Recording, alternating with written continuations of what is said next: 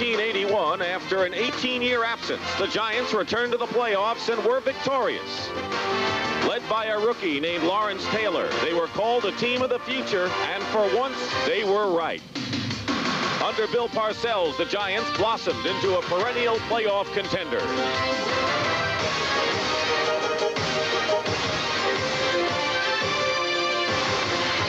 Eagles were the team the Giants defeated in that playoff game 5 years ago. The loss was devastating, and Philadelphia hasn't been back to the playoffs since. Few on Buddy Ryan's squad remember that 81 loss. Now the Eagles boast an explosive offense and a stubborn defense determined to end their playoff drought.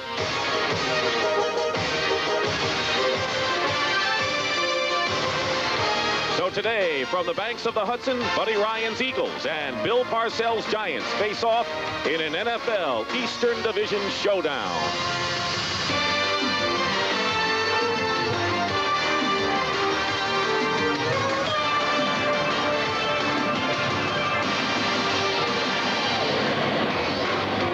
The Eagles have won 2 in a row, but the New York Giants are riding high with a 4-game winning streak as they play today at Giants Stadium. In an important NFC East battle, the Dallas Cowboys are running roughshod over the Washington Redskins 30-6 in the fourth quarter. Let's assume that Dallas wins the game. The Redskins will suffer their first loss. The Giants can move into a tie for first with a victory, but if Philadelphia wins today, that really tightens up that NFC East. Good afternoon, everyone. I'm Dick Stockton, and of course, it's been an historical weekend in Iceland with President Reagan and Soviet leader Gorbachev in their summit meeting. And of course, we'll be breaking away to CBS News as developments warrant. Meanwhile, talking about a big development this week, the New York Giants acquired Otis Anderson, the running back from the Cardinals, and my partner Dan Dierdorf played many years with Anderson. What are your feelings? Well, the New York Giants, Dick, unhappy with the way their offense has been playing. Defensively, if they're not the best team in the league, they're awful close. Offensively, they've been a disappointment. Bill Parcells not happy. They go out and have acquired Otis Anderson. He will help the New York Giants. He'll play fullback, and he will play some today. Buddy Ryan doesn't like him. He says, I've never been a fan of Otis Anderson. Speaking about the Eagles, with 2 in a row, what's been behind their success? Well, they are starting to come together as a team, and I know that that is an overworked concept, coming together as a team, but it has been defense and offense. The 46 is now more than a number in Philadelphia. The last 2 weeks, they have throttled the Rams. They throttled the Atlanta Falcons. And offensively, against the Rams, we were told by Ron Jaworski, their quarterback, we finally put our best 11 people on the field. The Eagles have won the toss, and they've received, and bring it out is Charles Crawford, a running back who brings it out beyond the 25-yard line, where the tackle is made by Perry Williams. And so Philadelphia with the ball, and Ron Jaworski, the quarterback, will be facing the New York Giant defense, which is as tough as you could find. Meanwhile, Martin, Burt, and Marshall are up front for the Giants. The linebackers are Banks, Reasons, Carson, and Taylor. Patterson and Williams are the cornerbacks. Hill and Kennard the safeties. Elvis Patterson starting after being on the sidelines to open the last 2 weeks. Jaworski. And Keith Byers, the leading rusher for the Eagles, just gets a couple. And that's all. The rest of the Eagles' offense with Byers is Michael Haddix, Mike Quick, and Kenny Jackson, the wide receivers. Gillespie, Reeves, Feary, Baker, and Mitchell up front. And John Spagnola is the tight end. Gain of 1 on the play. It'll be 2nd and 9 at the 28-yard line. It's gotten cooler here in the last 15 minutes. We had sunshine, but now it's an overcast afternoon.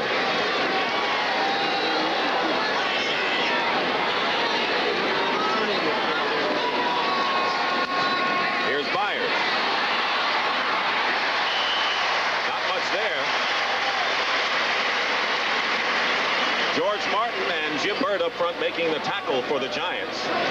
It'll be 3rd down. George Martin, the senior member of this club. The Eagles, Dick, have had problems breaking Keith Byers loose. You know, he's rushing for less than 3 yards per carry, and in the National Football League, that is certainly substandard.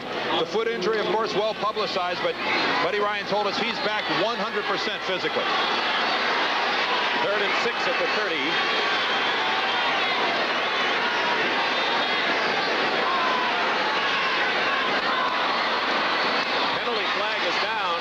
Free play for Jaworski. He was going for Ron Johnson. Incomplete. Mark Collins on the coverage. And the referee today is Jerry Markbright.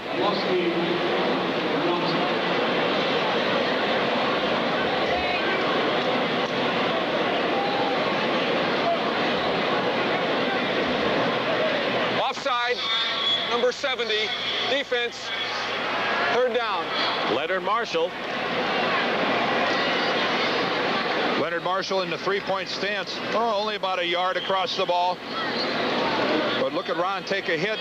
Andy Hedden comes on in and makes the play on Jaworski.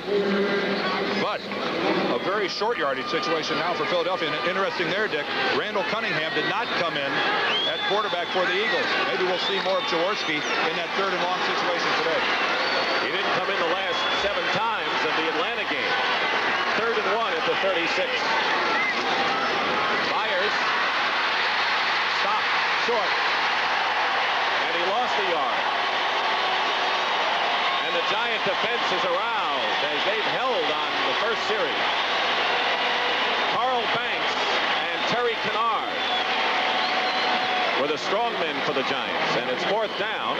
And coming in to kick will be John Telschik, who averaged over 50 yards against Atlanta after a 2-game slump. Phil McConkey is the deep man for the Giants. He was reacquired from the Green Bay Packers before last week's game. Nearly broke for 3 touchdowns. 4th down on the 35.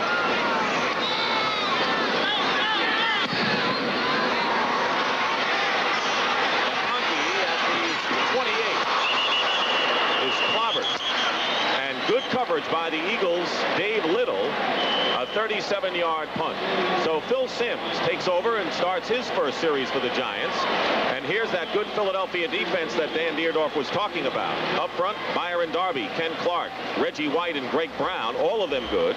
Gary Cobb, Mike Reichenbach, and Alonzo Johnson are the linebackers. Roynell Young and Evan Cooper, the corners. Andre Waters and Terry Hogue at safety. 1st and 10 Giants at the 29.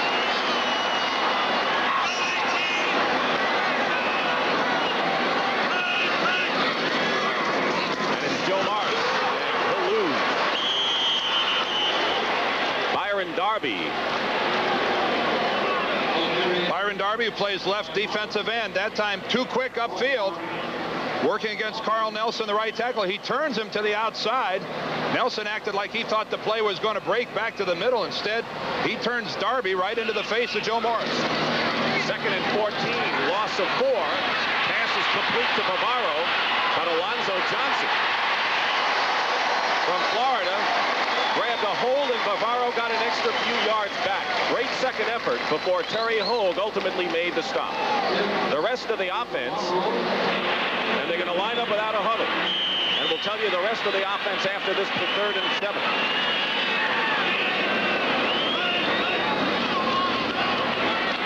Simms completes it to Stacy Robinson in a 1st down at the 45. Evan Cooper on the tackle, and so the Giants, who were successful 4 out of 5 times without a huddle last year, are doing it again now. 1st and 10 at the 45. A new wrinkle for the Giants today. Joe Morris stumbles to the 46-yard line. The tackle made by Reggie White with help from Andre Waters.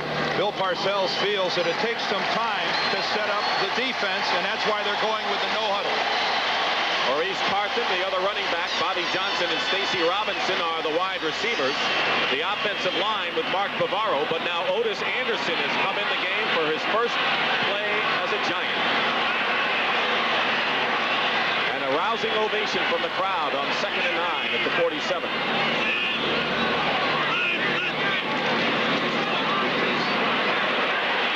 As a receiver, Anderson makes the catch and just about gets back to the line of scrimmage where the stop is made by Ken Clark.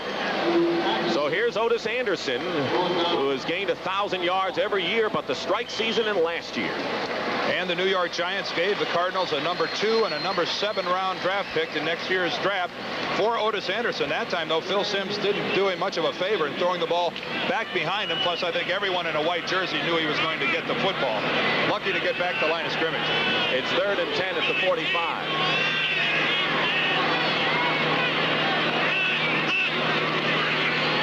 Simms with a design rollout to his left, puts a fake on and completes the pass.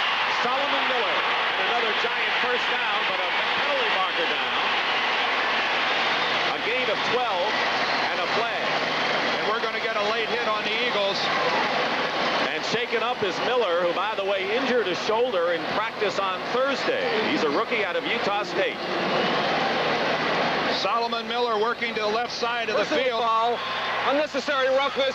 Number 21, defense, first down. Evan Cooper gets called for the late hit, and you're going to see it. Miller clearly out of bounds, and Evan Cooper with the extremely late hit, and Buddy Ryan's been talking for weeks.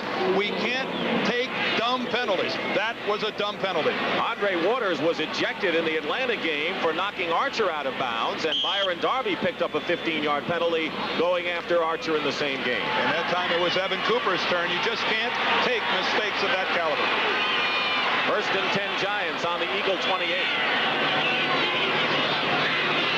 McConkey in wide receiver.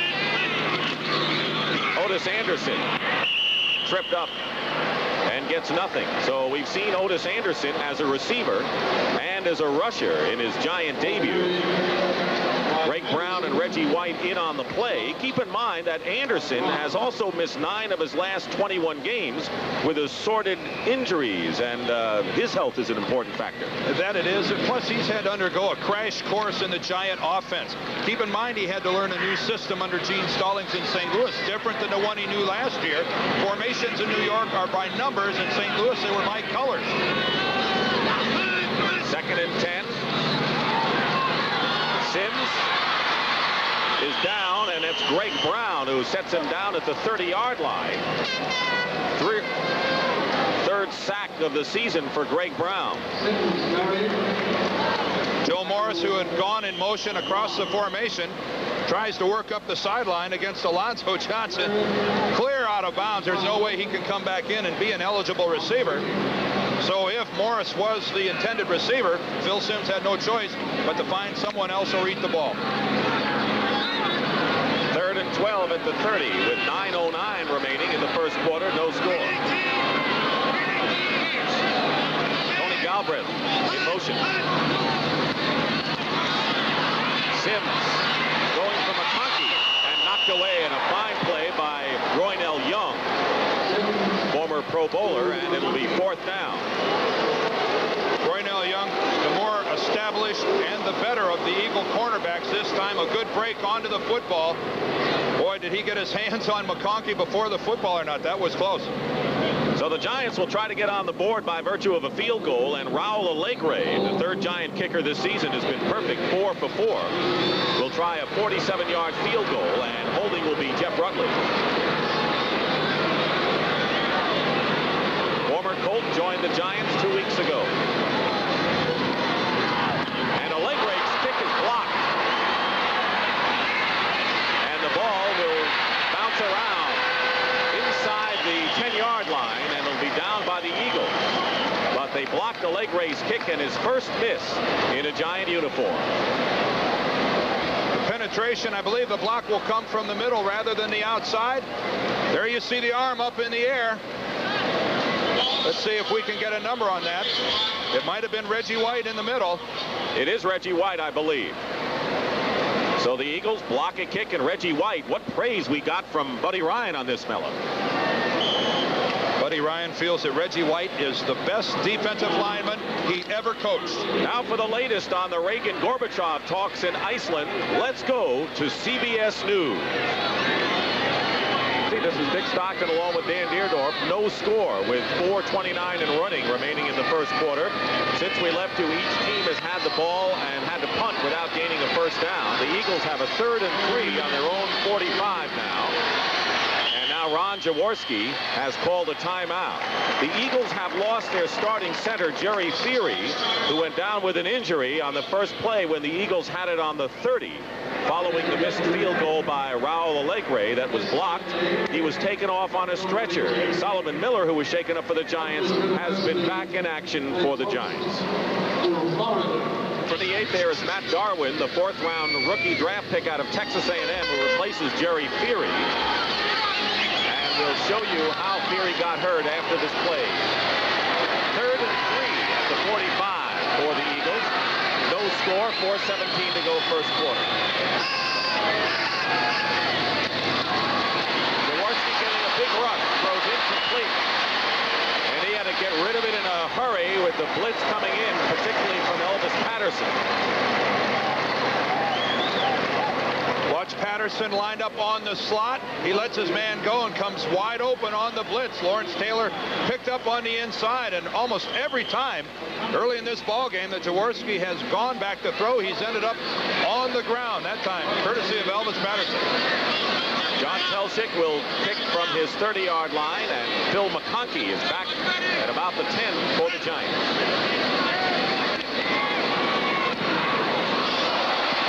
Short kick. McConkey on the run at the 22. He's ridden out of bounds. Gary Cobb made the play, so no score. Teams go back and forth. Let's take a look at how Jerry Feary got hurt for the Eagles, Dan. Jerry Feary got a game ball last week from Buddy Ryan. That's how well he's playing. Lawrence Taylor comes in from the top of the screen, makes contact right there with Byers, and they'll go right down onto the right leg of Jerry Feary, and he was removed on a stretcher. We'll get a report as soon as we get one from the Eagle locker room. But Matt Darwin, absolutely no playing time in now at center for the Eagles. At the 28, 1st and 10. Carthen and Morris. Morris tackled by Greg Brown from behind. And so far, Dan, the Giants are not making any kind of headway on the ground, or for that matter, through the air. And that goes for the Eagle offense as well.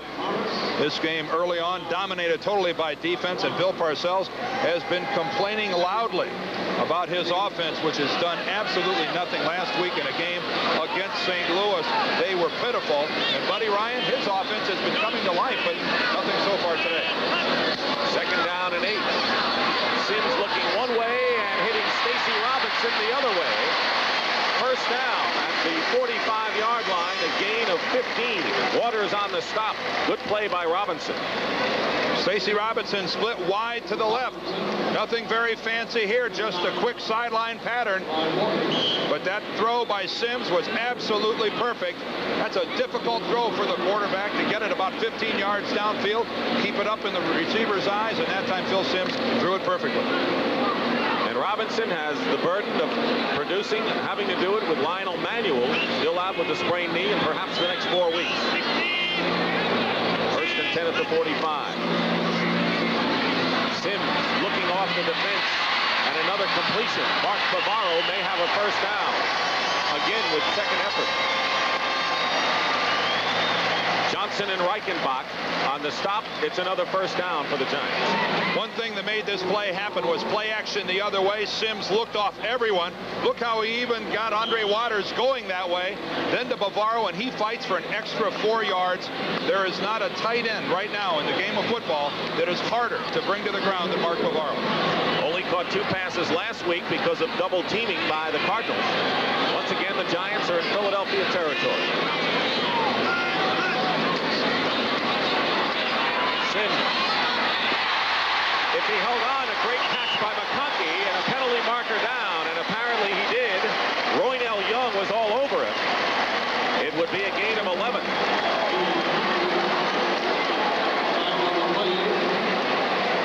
And our first conference of the day.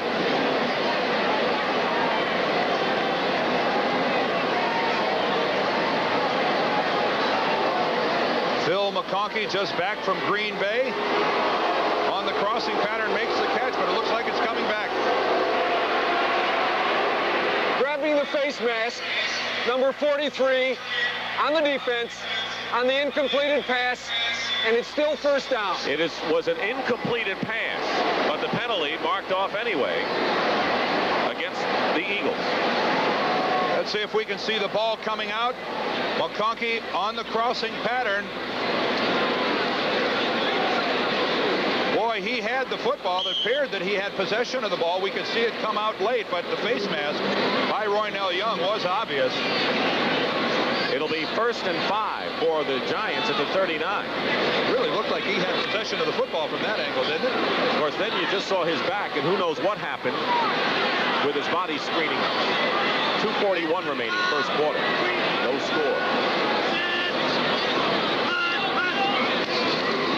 Joe Morris gets a hole off left tackle, but closing it in a hurry is Mike Reichenbach, who does Mike Singletary's job as middle linebacker in the 46 defense for the Philadelphia Eagles. And so much is said about the 46. What you do, your 3 linemen in the middle cover off the middle 3 of the New York Giants. Alonzo Johnson comes all the way over from his other linebacking spot. Cobb is here, Reichenbach is here. Your 3 linebackers are right here. Your defensive lineman has to take contain. That's the 46 defense. It'll be 2nd and 6 at the 40 with 2:01 remaining in the quarter. Morris trying to cut inside, and once again the Giants can't do anything on the ground. Greg Brown making the tackle, and it'll be 3rd and about 4 now for the Giants. The defensive end, this is the spot that Richard Dent has made famous. His job is to get upfield and then fall back in on the play if he can. That is Greg Brown. See how he moves upfield, comes back in, he has the cutback, he makes the play on Joe Morris. 3rd and a long 3. High snap. Sims. Solomon Miller, and was out of bounds, according to the official. Miller doesn't like the call. Roynell Young was defending on the play. Well, we see one way the Giants are going to try to beat the 46. That's with Sims rolling out. Miller with the move back to the inside. Oh, boy, did he spin Young around. Is he in? No, he is not.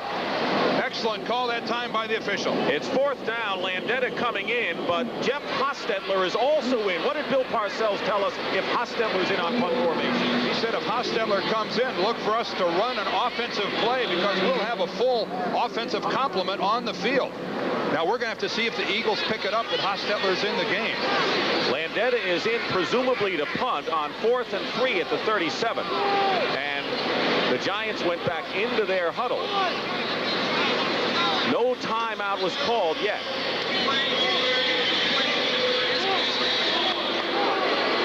Oh, they had a replay. They took a look at it on the replay and ruled that he was out of bounds. But the Giants may run an offensive play here. Let's watch Hostetler. He's the man playing what you would call shotgun. Here they go.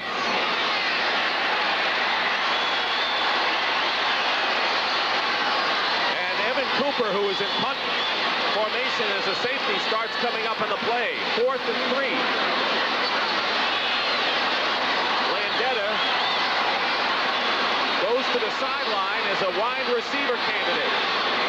They took too much time. And the clock runs down. And so the idea of that was to run a play, but run it in a hurry. And the Giants couldn't do it. It's 4th down. So goes that bit of gimmickry today. Well, the other way to look at that is maybe they did it on purpose. Seeing they were under 5 yards and going for the 1st down, maybe they were trying to draw the Eagles off sides and pick up a 1st down. Landeta will begin to punt. Evan Cooper is back for the Eagles.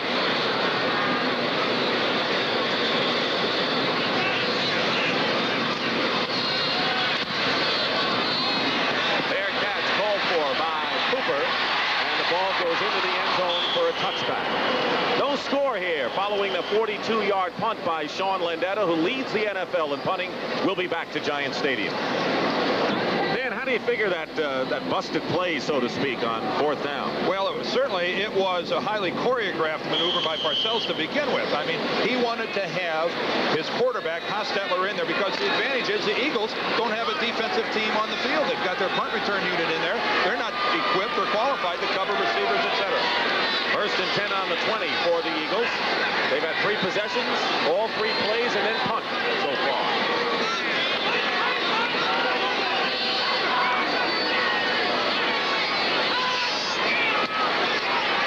Jaworski flips it out to Haddix, who drops the ball. Let's check some scores.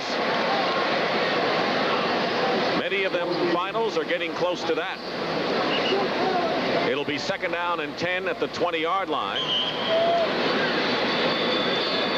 1:06 remaining in the first quarter, no score, and I think most people figured that the Eagles, with their improved defense, would give the Giants a tough fight. At least they have to do. Well, most people picked this as a low-scoring game today, and certainly it's been no scoring so far. Nobody's even close.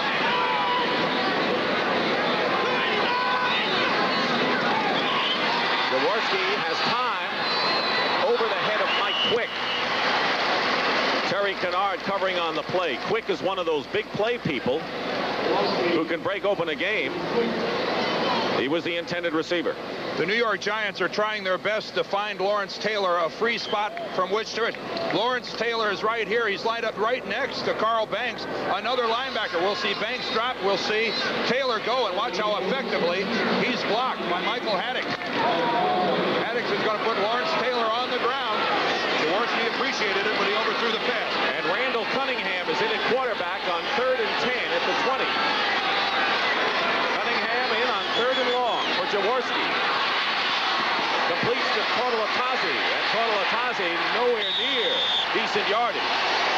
Covered by Perry Williams on the play, so the rookie made the catch. It'll be 4th down. Cunningham in there. Cunningham, instead of the shotgun, comes up and takes it from under center. A quick pass. He didn't have much choice, and Totalatazi right in the face of Perry Williams. That one had no chance at all of getting the 1st down. Why did Randall Cunningham have to deliver the ball so hard? Because Lawrence Taylor beat his man and drops him like a shot. Telchik inside his 10 will kick it away. McConkey hoping to give the Giants good field position, and the kick nearly blocked, and a marker is down. McConkey at the 35 gets to the 39-yard line, but a flag is down. Maybe a roughing the kicker penalty. Well, there's no doubt about it. It will be roughing the kicker against Pepper Johnson. Boy, he was wide open up the middle. He just made the mistake of missing the football. Pepper Johnson is a rookie taken in the 2nd round out of Ohio State. Inside linebacker. Here's Jerry Markbright. Personal foul. Running into the kicker. Number 52, defense. Automatic 1st down. If you're going to come in this clean, you have got to hit the football. Johnson just misjudged where the ball was going to come off of Telchik's foot. And instead of getting the ball, he got all kicker.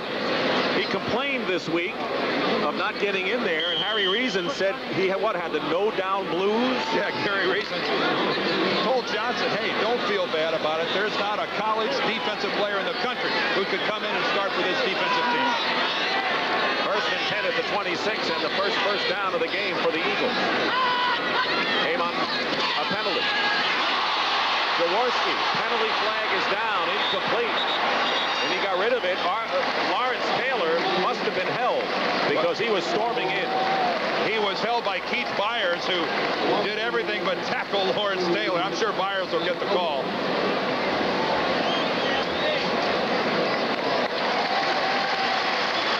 Most teams try to get a lineman to block on Lawrence Taylor. This time it was the rookie, Keith Byers, and watch his left arm. Number 42, offense. 1st down. You just can't wrap your arm around a guy's waist, and Lawrence Taylor says, I want to see a flag. He got one. That's known in the business as a mismatch. So it's 1st and 20 back at the 16-yard line, and already we've had 7 penalties. Nothing against Keith Byers. I just don't believe there's a back in this game that consistently could keep Lawrence Taylor from getting to the quarterback. Final seconds of the first quarter. And it's Michael Haddix, and that will do it for the first 15 minutes. Haddix is stopped at the 19-yard line. Carl Banks on the tackle, and that is the end of the first quarter here at Giant Stadium. The lights are on. It is overcast, and no score between the Eagles and the Giants. One of the funniest sights at Giant practice yesterday. Two grown men, my partner Dan Deerdorf and Carl Banks, yelling their fight songs at each other. Michigan for Mr. Deerdorf, Banks yelling the Michigan State fight song. You guys are still kids, you know. One of us is only singing our fight song today, and that's me.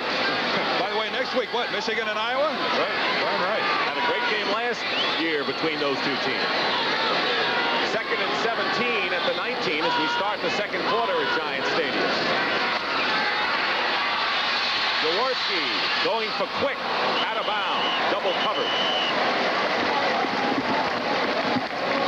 That's the man they know they can go to, perhaps to get a quick 6 points, so to speak. He is a dangerous big play receiver, and the Giants simply don't have anyone like him. No, they don't. If there's one big difference between these two clubs, it would be at the wide receiver position. The Eagles having people like Mike Quick, Kenny Jackson, Ron Johnson. They've got some qualified big play people with Lionel Manuel on injured reserve. The Giants don't have the quick strike potential that the Eagles do.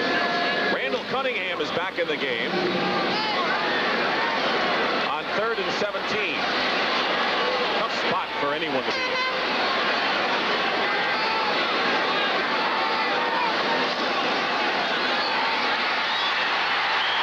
And you see why. That was Leonard Marshall. Marshall sacked the Eagle quarterback 6 times last year. He likes playing this game. Two things here are interesting. This is Leonard Marshall, who's going to have the upfield rush, but watch the middle. Watch Lawrence Taylor sit in the middle as a spy because he's watching Cunningham to see if he comes out. See Taylor just hover right there, but Leonard Marshall beats Gillespie, gets in, and gets the sack. So now Telchik punting from the dangerous end zone area, and Phil McConkey is at the Giant 45. And it takes a Giant bounce. And it was down by an Eagle at the 35-yard line. The Giants can't ask for better field position than this. 25-yard kick by Telchik. And the best field position of the day for either one of these teams. Good defensive play, forced the punt from the end zone, and now the Giants will start actually even inside the 35 a little bit, almost to the 34. They're going to look for points in this situation. And the Eagles have managed right now only 8 yards in total offense.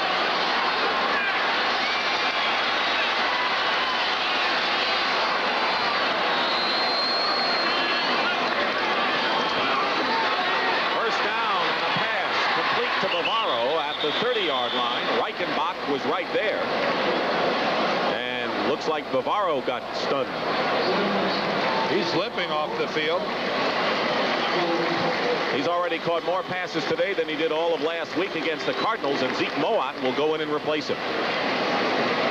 And if you're going to lose a player like Mark Bavaro, we certainly hope he's okay. The Giants certainly do not have a drop-off talent-wise. Zeke Mowatt, the starter here for years before he went down last year with a knee injury. Mark Bavaro certainly in a great deal of pain on the Giants sideline. 2nd and 6 at the 30. Morris will score.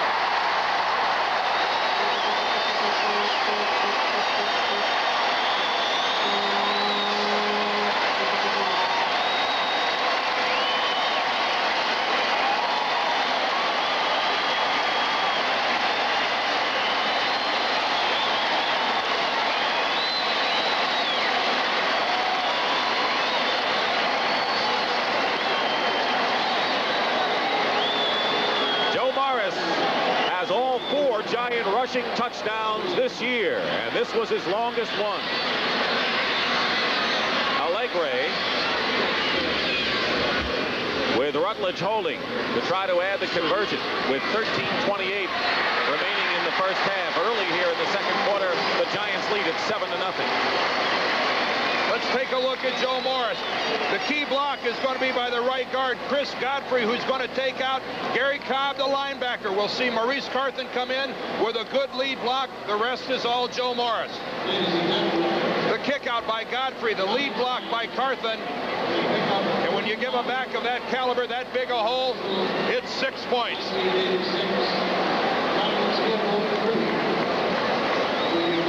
Otis Anderson Boston may be on the scene, but Joe Morris is still running for the Giants.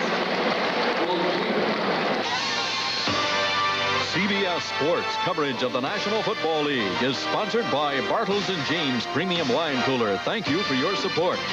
Harris Corporation and their business products divisions. Lanier, we're easy to use. And by Oldsmobile Quality. Feel it at your nearest Oldsmobile dealer.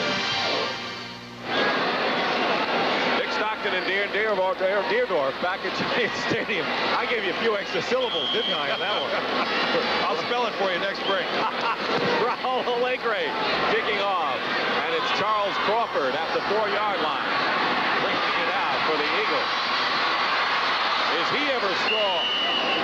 Crawford brings it out to the 37. Terry Williams hanging on for dear life. A return of 34 yards by Crawford.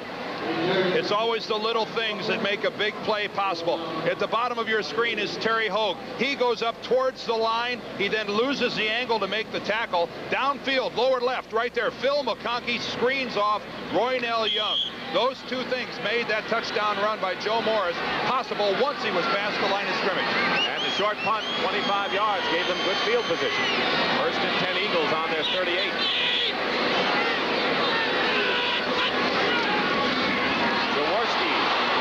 Gets it to Spagnola at the 40, and that's all. Just a 2-yard gain. And over at the Giants sideline, Mark Bavaro is being tended to. He came into the game tied for the NFC lead in reception with 3 others. I don't want to speculate what it is they're working on. They're going to cut the tape off of his right ankle, but it could be anything in the lower leg, toe, ankle, whatever. So we can only hope that he'll be back. Meanwhile, Zeke Moat will be playing tight end ineffectively for the Giants. Eric Dorsey is playing nose tackle, the rookie top-round draft pick from Notre Dame. Second and 7. Going deep for Mike Quick. He juggled it. Elvis Patterson was defending, and an incompleted pass.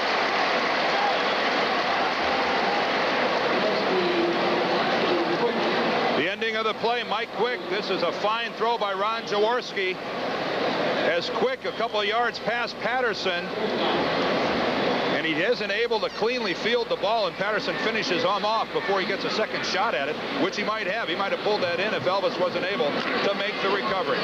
But a good throw that time by Ron Jaworski.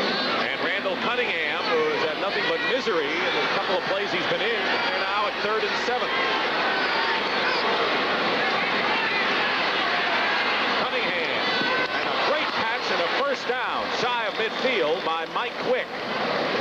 That's why he's all-pro. He had an acrobatic touchdown reception against Atlanta last week. What a catch by Mike Quick. Let's look at this from behind the play. It's only a 4-man rush by the Giants. Great pass protection by the Eagles. Watch Quick leave his feet and snare the football. No, there aren't many guys playing the game right now capable of making a catch like that. First down other than by penalty for the Eagles. They're at their own 49.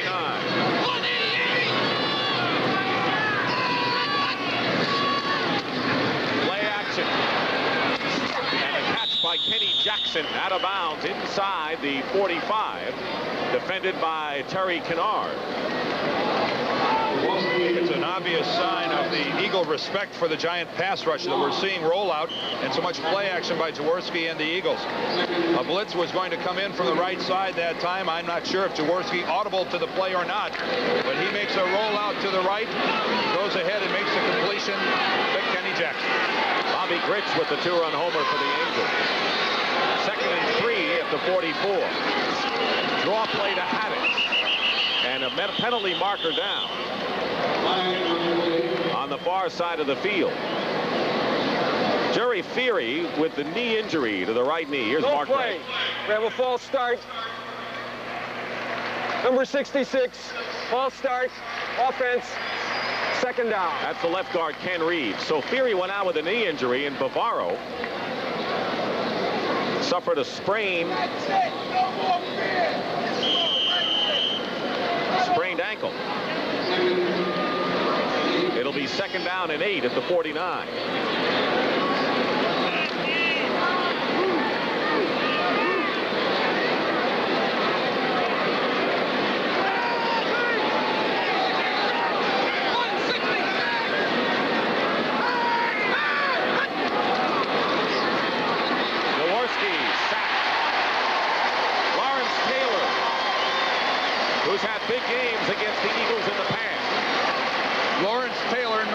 plays the right linebacker. This time, he switched positions. He's here at the bottom. We'll see an upfield pass rush by the defensive end. Taylor loops back to the inside, and even though he's blocked, still gets in and makes the play. The stutter step upfield, back to the inside, and even though he's picked up right there by Ron Baker, he still gets a sack. And a loss of 7 on the play. 3rd down and 15. Eagles on the 44. Randall Cunningham again in there.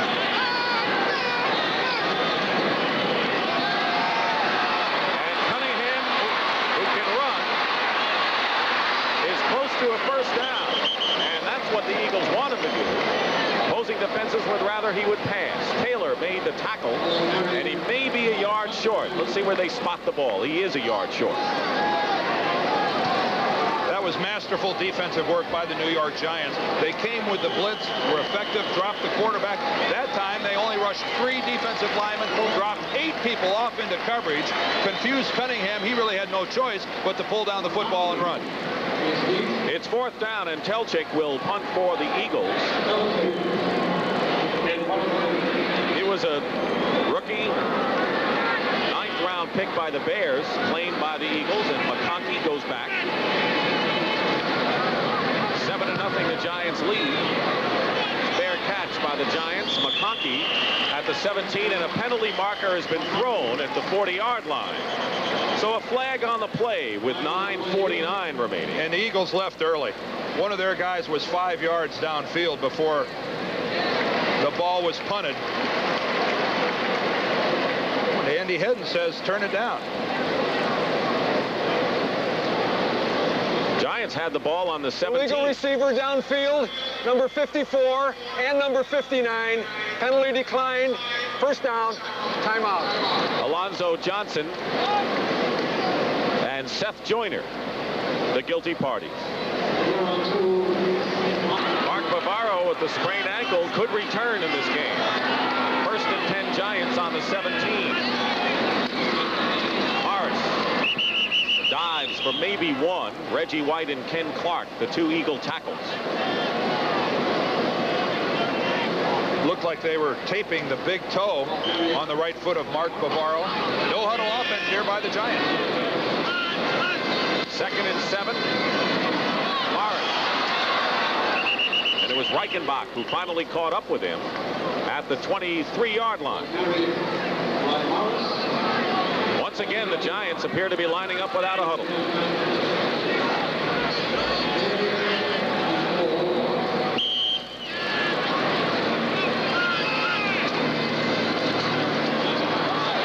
Sims to Morris out of the backfield. And he's stopped in his tracks by Alonzo Johnson.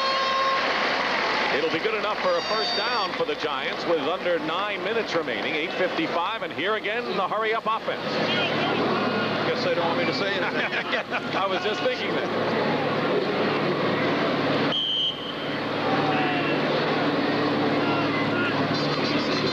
Morris again. He's tripped up and gets to the 31-yard line, and it was Reggie White. Quick, say something, Dan. I know one thing, as an offensive player, you're never really fond of a no-huddle offense. It's tough to get into the rhythm of the game, and it's also tough to catch your breath. Especially the latter. 2nd and 8 at the 31. Sims is going to be trapped by Reggie White, who's put on pressure on opposing quarterbacks all season for Buddy Ryan. And that normally ends the no-huddle offense. A setback like that will send you back to the huddle. We were told by some of the Eagle players that they thought that Phil Simms would have a tendency to bring that ball down, and when they were going to get in on him, they were going to try to strip the football away. Gary Cobb talking about how he would like to get a shot at that football because they feel that Simms will cough it up if he's hit in the backfield. A loss of 8 yards on the play. 3rd and 16, back on the 23. An audible was called, and then Simms doesn't like what he sees. And a delay of the game penalty results against the Giants. So it'll be 3rd down and 21. It might be unfair to lay this at the doorstep of the no-huddle offense. But you run 3 or 4 plays without a huddle, then all of a sudden you're back in the huddle, then you're at the line of scrimmage, you're audibling. A lot of things can go wrong. The timing is rocky. And a whistle, no play, and a flag is down. Now what? Not a lot of penalties in this game. False start. Offense. 10 penalties, 6 against the Number Giants. 61. And that Number one was 73. against Chris Godfrey. Such is the life of an offensive lineman. You get credit on a touchdown run. You get called for a false start. Quick trip from the penthouse. Going in reverse to 3rd and 26 on the 13. Sims. Open is Galbraith out of the backfield.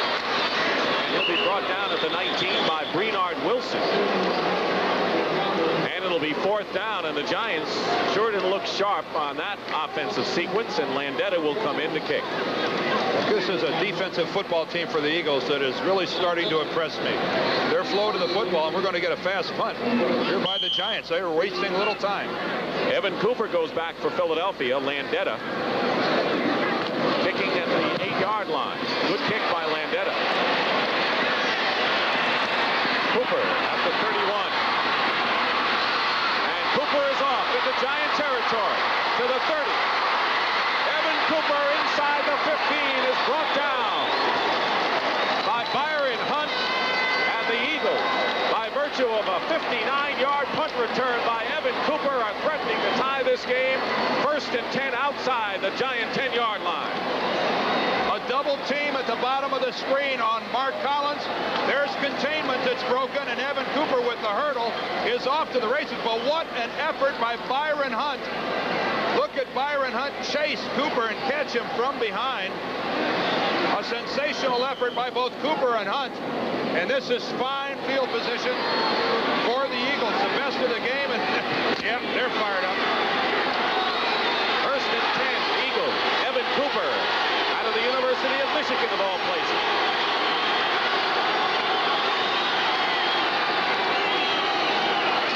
Fires. Spins his way inside the 5. And fine acceleration by the rookie, Carl Banks, and Terry Kennard finally held him up. Ball is at the 5-yard line. 6:20 remaining in the first half. The Giants lead 7-0 by virtue of a Joe Morris 30-yard touchdown run. Safe to say the best first down play of the game for the Eagles, picking up 5 yards. They've been losing yardage on first down.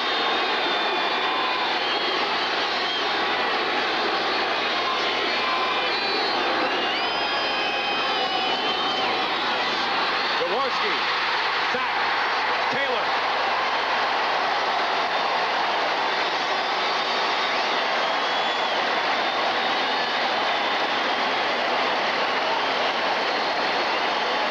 Sack of the game. You can run, but you can't hide. Lawrence Taylor from behind. Ron Jaworski never had a prayer. And the second sack for Lawrence Taylor, who has 5.5 this year and leads the team. 3rd and 12, back at the 12.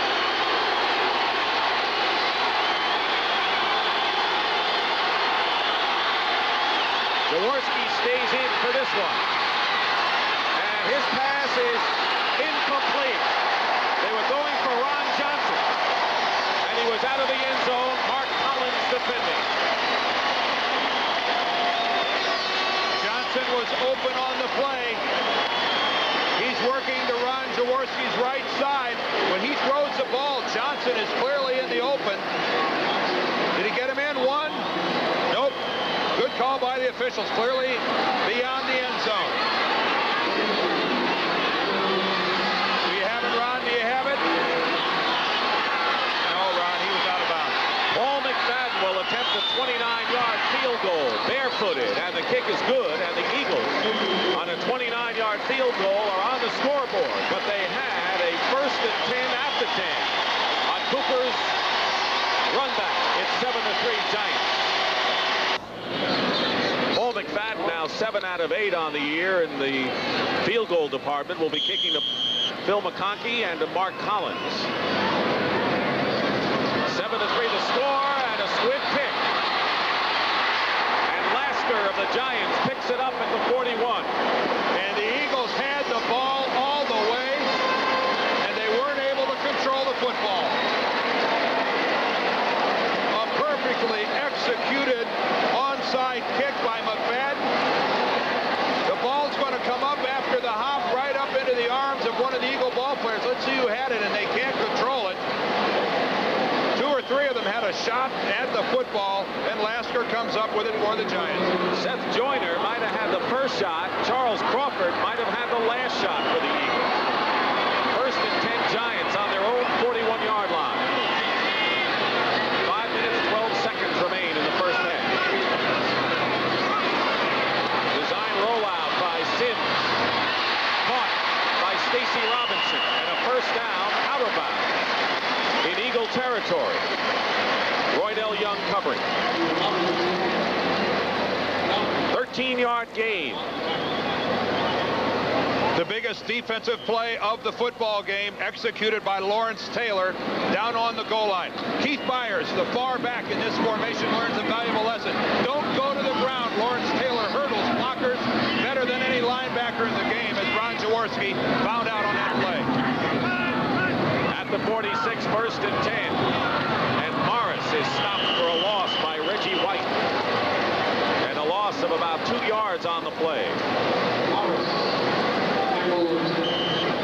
Otis Anderson hasn't seen much action for the Giants since he got into the ball game very early in the first quarter and was ineffective in running the ball, and that's certainly to be expected in this type of a situation. As he just checks in right now, Anderson into the game. He'll be in the fullback slot. Joe Morris remains in the lineup. He has not been a fullback, though. Never, ever. Always has been either the I-back or the main running back. 2nd and 11. And Morris just started his pattern before the ball was snapped. The pass is caught by Zeke Moa, but they'll bring it all back. That's the second time today that we've seen someone in the wide receiver position start downfield for the New York Giants.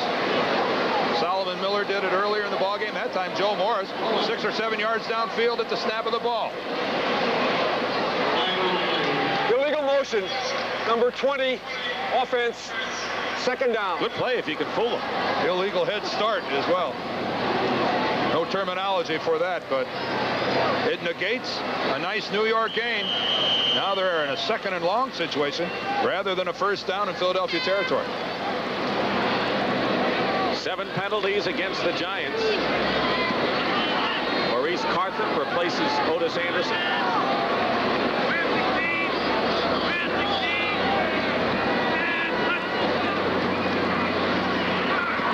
Sims overthrows Morris.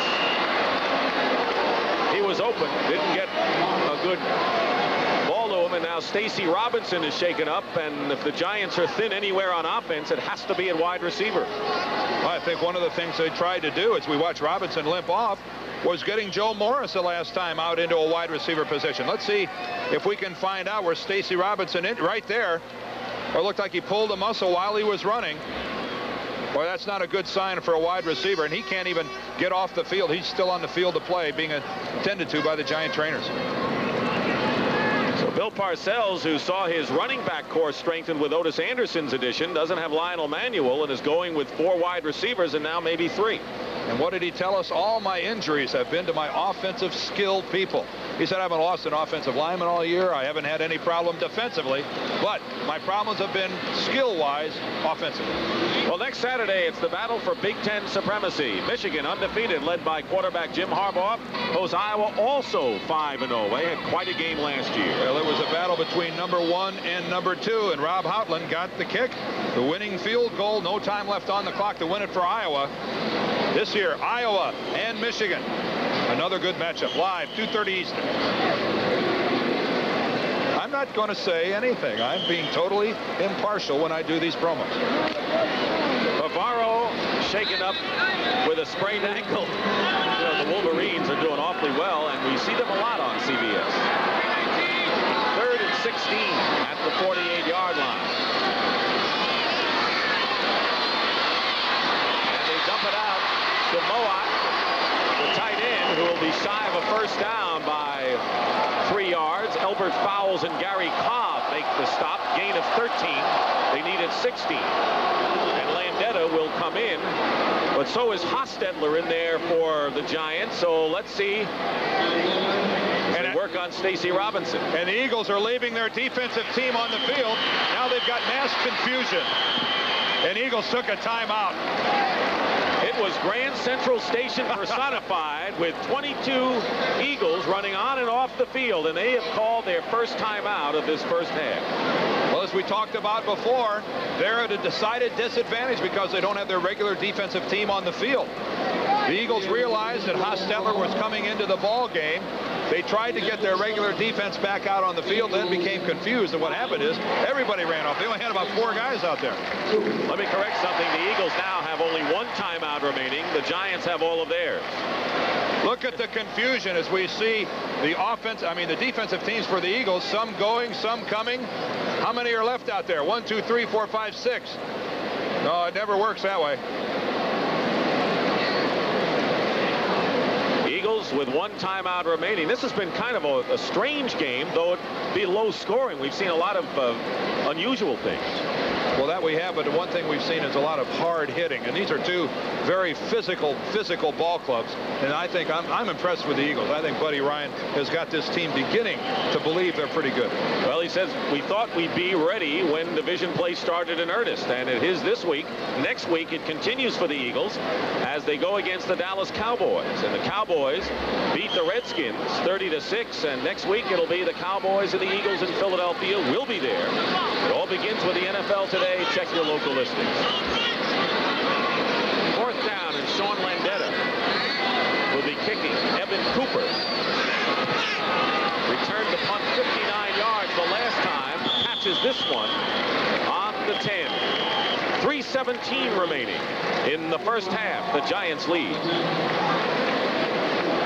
With Stacy Robinson being taken off the field, the Giants are left with 3 wide receivers: Bobby Johnson, Solomon Miller, and Phil McConkey. Miller is a rookie, as the Eagles start with their worst field position, starting a drive in the game, and this is what they've done. They haven't done much with any field position.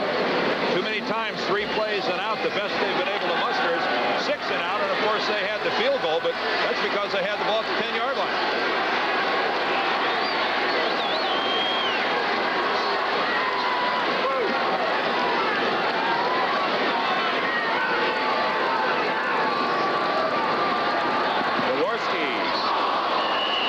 Incomplete. He was going for Mike Quick. Pass behind him. Perry Williams was closest. Jaworski is 3 for 11 for only 17 yards. So normally he gets his yardage through the air, not on the ground, but today he's not even getting it that way. Well, there are a lot of different ways to put pressure on a quarterback, and Buddy Ryan and his 46 defense, they advocate bringing 8 people at one time. The Giants do it without bringing so many people, but they mix up who's coming, and they're extremely effective doing so.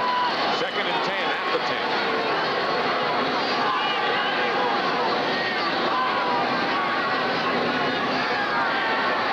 Jaworski down, lost the ball, but the whistle is blown.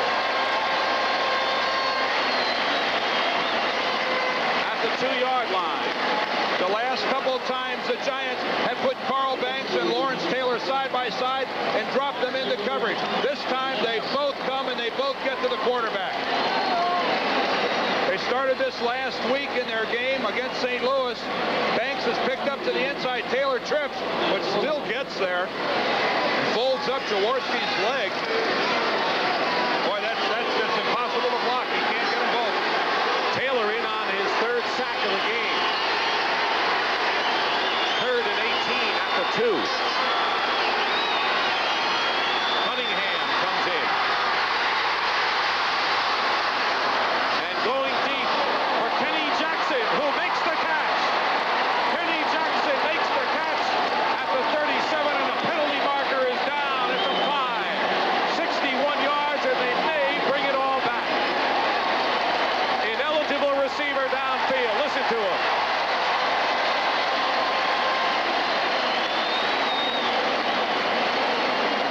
I'm sure that the other members of the Eagle offensive team thought that Randall Cunningham was going to run with the football. Ineligible pass receiver. Downfield, number 63. Offense.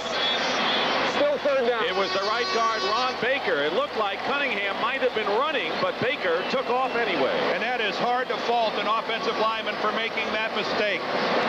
Everyone in the stadium, including myself, thought that Randall Cunningham was going to run with the football.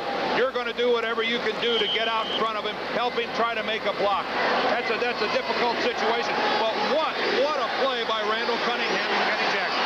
He's got an arm, doesn't he? Oh. Half the distance, third down and 19 at the 1. Cunningham, overthrow, incomplete. He was going for Ron Johnson, and it's fourth down.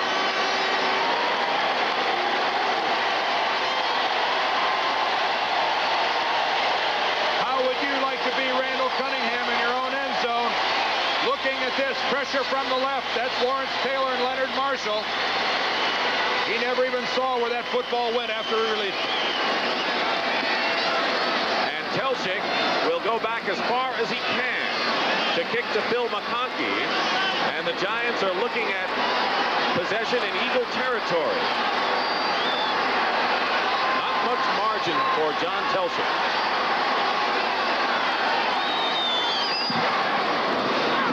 Good kick. McConkey at the 45. Inside the 35. 44-yard punt. McConkey gives the Giants good field position, but another flag has been thrown. And now they have to separate some of the athletes.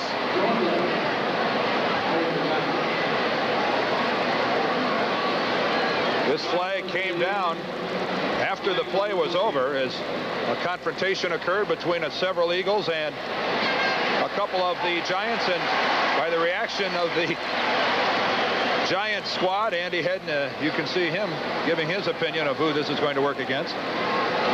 2:21 remaining in the first half, and the Giants have all 3 of their timeouts remaining. Jerry Markbright will sort it out for us.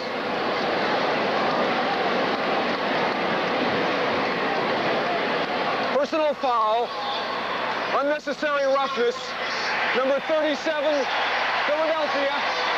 After the play was over. First down. Giants.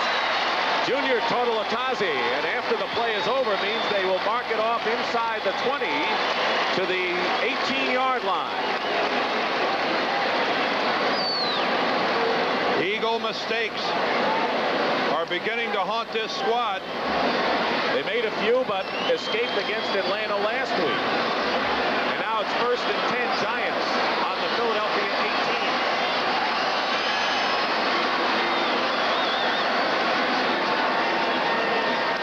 And Jeff Hostetler is in the game as a wide receiver.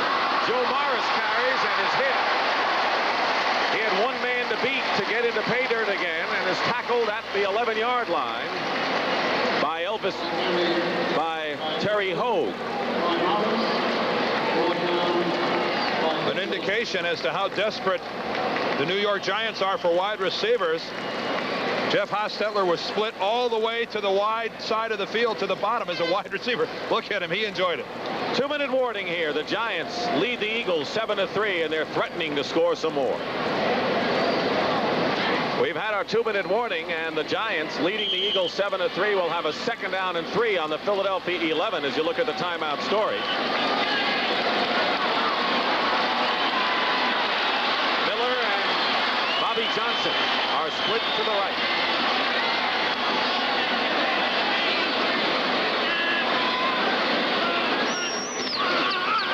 Morris cutting inside. And may have the first down. Greg Brown defending on the play. Morris did not have one of his better days last week, only 53 yards. But he has scored a touchdown and has given the Giants 1st and goal here. McConkey checks back in the game. And even though we're inside 2 minutes, as an offensive team, take your time. You still got 3 timeouts. There's no hurry. You've got all the time in the world to score. Ball is at the 7.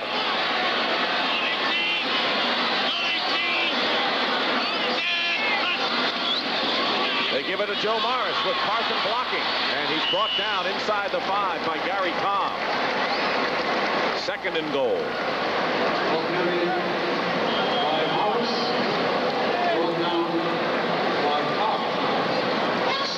And the Giants call the first timeout. They have 2 remaining.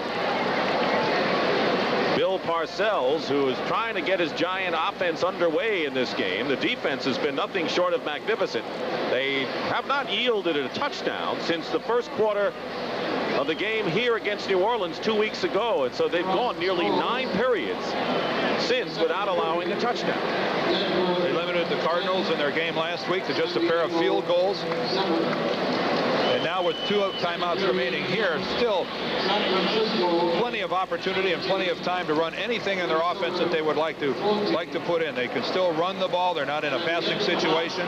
The last play that they just ran was the same play that Joe Morris broke for a touchdown just a short time ago, and even that time right there, they picked up 3 or 4 yards. We may see them come right back with that same play. Bill Parcells, an advocate of once you've got something, if it's working, keep going with it. It'll be 2nd down and 4, and Buddy Ryan just talked with Mike Reichenbach, his anchor on defense, the middle linebacker, and he's back in there. Here's 2nd and 4 at the 4.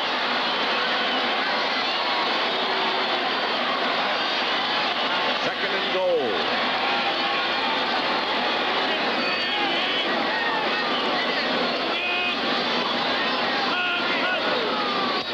Sims looking, throwing, incomplete. He had McConkey, and the ball bounced off of McConkey's chest. Roynell Young was with him. And Sims, obviously discouraged. A perfect throw right into the hands of McConkey, and he just can't handle it. Phil still, I guess, maybe a little rusty, having just gotten to the Giants from the Packers. Phil thought he had a touchdown. Oh, my gosh, what do I have to do? McConkey goes out, and Solomon Miller comes back in with the play. It'll be 3rd and goal now. Right there.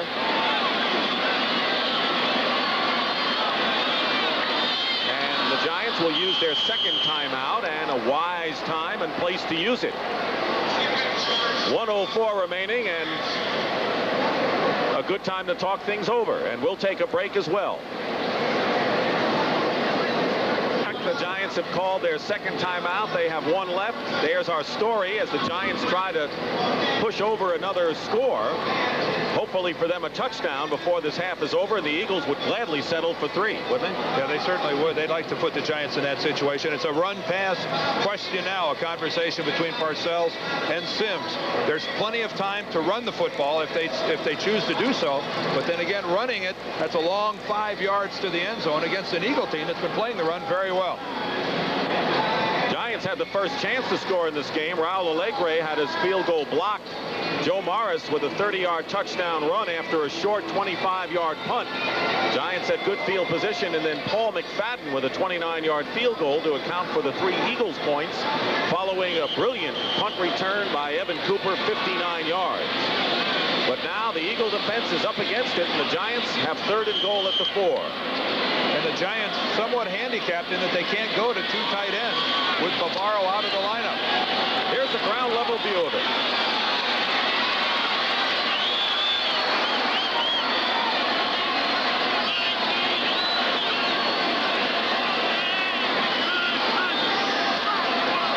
Sims is going to run it in for the touchdown.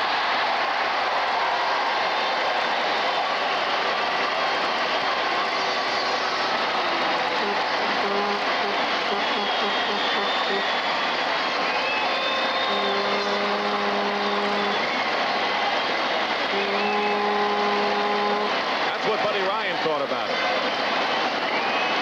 The Giants lead now 13-3 as Phil Sims scores a touchdown rushing, and the first Giant other than Joe Morris to score a touchdown on the ground this year. And Raul Alegre with Rutledge holding. Adds the 14th point, but there's a penalty marker thrown. So let's wait a minute.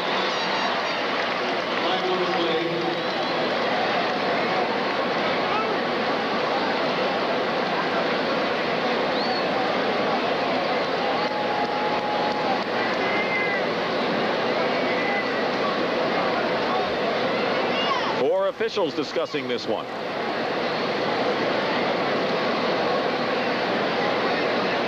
Your guess is as good as mine. I don't think I'll venture one. No, me neither.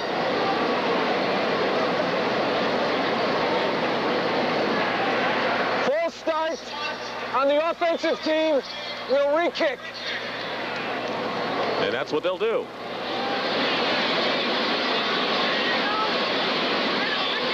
And it's been 6 years since Phil Simms has scored a touchdown. He has been an ideal pocket passer. Well, he understands his role. He also understands that he's had injury problems in his career. Why run the risk of taking a good shot by running and being someplace where you're not supposed to be? This amounts to a 24-yard kick for Allegre. And it is 14-3 in favor of the Giants with 59 seconds remaining in the first half. You can't lose containment, and you must respect your alleys if you're rushing the quarterback. These guys have got to work upfield. We've got to have containment. The key block right here is going to take place. Reggie White is going to be put on the ground by Billy Ard. That's going to open the alley. Ard working against White, gets a good shove off, in for the cut. Easy to see why Phil Simms decided to run into the end zone. Good play. 5 plays, 18 yards.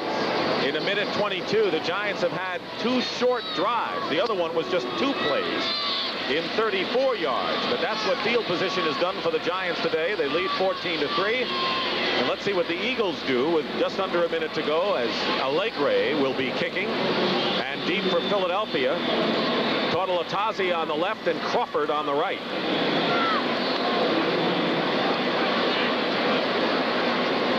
There's Junior, the rookie from Washington State.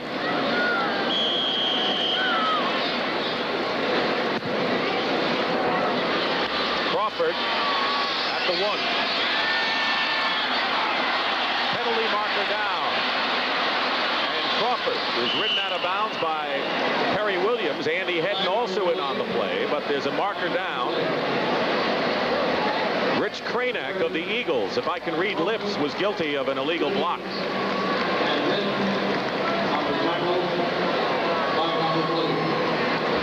Illegal block. Number 52 on the run back. First down. So the Eagles will be set back on the penalty by Kranak. And while we have a moment, next week, CBS doubleheader next Sunday. The Dallas Cowboys play the Eagles in Philadelphia in an NFC East battle. You'll see that game in New York and Philadelphia. The second half of our doubleheader, just seen in the New York area, will be the New York Giants against the Seattle Seahawks, and that should be quite a bad matchup. An excellent matchup. Of course, that game will be in the Kingdome, one of the noisiest places to play in the whole National Football League. First and 10 at the 9-yard line. Eagles have 1 timeout remaining. And Michael Haddix brings it out just past the 10. George Martin and Lawrence Taylor on the stop. And Matt Cavanaugh is in at quarterback now for the Eagles. Matt Cavanaugh. So now the Eagles have used all 3 of their quarterbacks today. Jaworski started, Cunningham on 3rd and long, and now Cavanaugh, the former 49er and Patriot. 2nd and 7. Myers stumbles forward for a first down. Taylor making the tackle. Taylor with 3 sacks in the first half. The Giants have 4, and the seconds will tick off. That is the end of the first half here at Giants Stadium. The Giants lead the Eagles 14-3.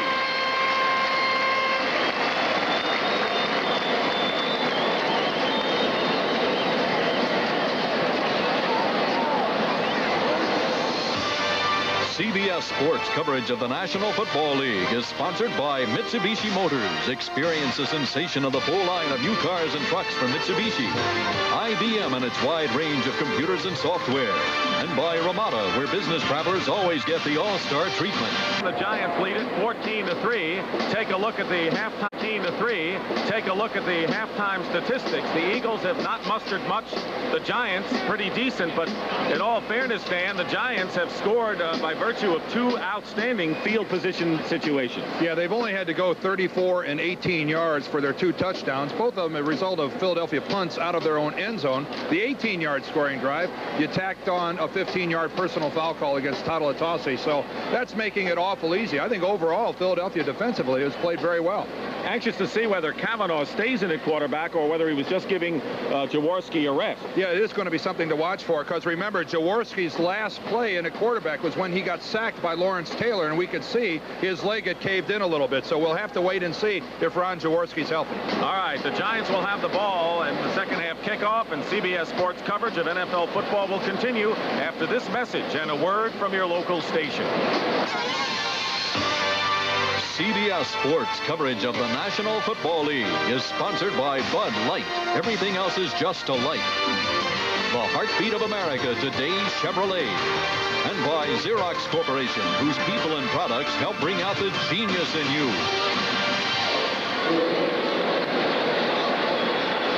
Paul McFadden will start the second half by kicking off to the Giants. Phil McConkey and Mark Collins are back for New York. Headed Collins' way at the 7. Collins is brought down just shy of the 20 by Charles Crawford. In that American League Championship Series, Game 5, Dave Henderson hit a 2-run homer off of Donnie Moore in the 9th inning to give the Red Sox a 6-5 lead, and the Angels are batting in the bottom of the 9th inning, and the Red Sox trying to stay alive in that best-of-7 series. Both of these series have seen some 9th inning heroics, haven't they? What drama. Yesterday, probably the best dramatic playoff days ever. 1st and 10 at the 20. Sims hands off to Morris. Morris carries it out close to the 25-yard line. Waters and Cobb on the stop. Joe Morris has gained 100 yards, as you see what he's done so far. Only once this year, that against the Raiders. He managed 100 yards in 6 games last year, but he did not go over the century mark until mid-season a year ago. He was much stronger in the second half of '85. Gets the call again. Terry Hogue was pursuing from behind, coming up from free safety, and the stop was made at the 25 by Cooper and Alonzo Johnson. No gain on the play. One of the things that the Eagles didn't have last year in the estimation of Buddy Ryan was team defensive speed. He's gone a long way to correct that. Terry Hogue, the fellow that's in there playing free safety right now, Buddy says has 4.6 speed, gets to the football quickly, and I think he's going to be an all-pro football player for him. 3rd and 5 at the 25. Sims quickly gets it off to McConkey, who will have the first down just beyond the 30-yard line. McConkey caught 25 passes last year as a receiver, including 1 touchdown. Watch the blitz come up the middle by the Eagles. 2 defensive backs come on the blitz. McConkey reads it, just makes a quick sideline break to allow his quarterback, Phil Simms, to get rid of the football. Good coordination between receiver and quarterback that time. It's good for a Giant first down. At the 31, and a good percentage day for Simms, as 8 receivers have caught passes. Morris to the 34. Take it Lee Roussan, who's come in the ball game, to the 34-yard line. The Eagles had struggled against the likes of Rogers, Payton, and Winder, but against Dickerson and Riggs, they shut those 2 great backs down in the last 2 of them. They got 2 wins for their effort. No surprise that they won those last 2 ball games. 2nd down and 6 at the 35. 3 wide receivers. They dump it off to Carthen. Sims to Carthen, gets to the 38-yard line, where it'll be 3rd down and short yardage for the Giants. The outside linebackers, Gary Cobb and Alonzo Johnson, in on the play. When you're you're down at halftime, Dick, something you really like to see from your defensive football team is force the opposition into 3 plays and out. The Giants are in a position now that even if eventually they're forced to punt the ball away on this drive, they've done what they had to do. The ball will be placed in the Philadelphia end of the field. Galbraith, number 30, is in the game, and he receives his pass at the 30, and Galbraith appears to have another first down beyond the 40. Evan Cooper made the tackle, and a good block from the left guard, Billy Orr. And we have an injured Eagle, Evan Cooper. They're close to the first down. Let's see where they spot the ball, and Cooper, who returned a punt 59 yards to set up the only Eagle score. A McFadden field goal is shaken up. It is a Giant first down. And that's the 3rd time today that I can think of where a Giant receiver has caught the ball considerably short of the first down, and through second effort, breaking a couple of tackles, has gotten the Giants a first down. This time it was Tony Galbraith's turn, and he's in there as a wide receiver. He does a reverse pivot, comes out, and no one anywhere close, but it's the move. Right here he breaks a tackle, the inside fake, and back to the outside, and he picks up the first down by inches. And Tony Galbraith, more catches, more receptions than any active running back in the game of football right now. Dan, Otis Anderson's arrival with the Giants, considering the backs they have, who will he affect the most of the backs that they have now? I think that depends on whether or not he's capable of adapting to the fullback position. Maurice Carthen is the guy that you would think right now is on the bubble, that Otis Anderson, if he's capable of playing fullback, that he'll end up starting at fullback. Now we're forced into a position, though, of wondering who's going to lead block for whom. I mean, who is it going to be? Is it Morris for Anderson or vice versa? He is a good receiver, though. He had 70 catches in 1984. How is he as a blocker? Not very good. Through lack of practice. He's never done it before. Mark Bavaro, who suffered a sprained foot, will not return for the Giants. Jerry Feary, who suffered a knee injury, also not coming back. The starting center for the Eagles, and Evan Cooper is still shaken up. Keep in mind, they've already lost Wes Hopkins, their outstanding free safety, for the season. Let's see if we can pick it up at the end of the play. Tony Galbraith coming directly at Evan Cooper. Boy, it's very difficult to tell from that angle exactly what happened. He hits his right knee on Tony Galbraith. Look at his knee hyperextend right there as he tries to make the tackle. Galbraith, by breaking back to the sidelines, forced Cooper into hitting him with his right leg. We can see his knee flex, but he's up and walking towards the sideline. That's good news. So Evan Cooper, who won the starting job, Herman Edwards was let go by the Eagles, the veteran, and Elbert Fowles was installed at right cornerback, but he had contract problems, so Cooper became the starter, and now because he's shaken up, Elbert Fowles replaces him, number 29, for the Eagles. Well, when the Giants have the ball, we have banged-up wide receivers going up against banged-up defensive backs. First and 10 at the 42 for the Giants. 11:15 to go, third quarter. Morris burst close to another Giant first down into Eagle territory, where Brenard Wilson and Gary Cobb combined to bring him down. The New York Giants offensively asserting themselves. They've got the lead, they've got the football, and now they're playing on the Philadelphia end of the field. Look at Maurice Carthen put Mike Reichenbach on the ground. Joe Morris effectively following the lead block. Makes it a second and extremely short, fun down, my favorite down in the game.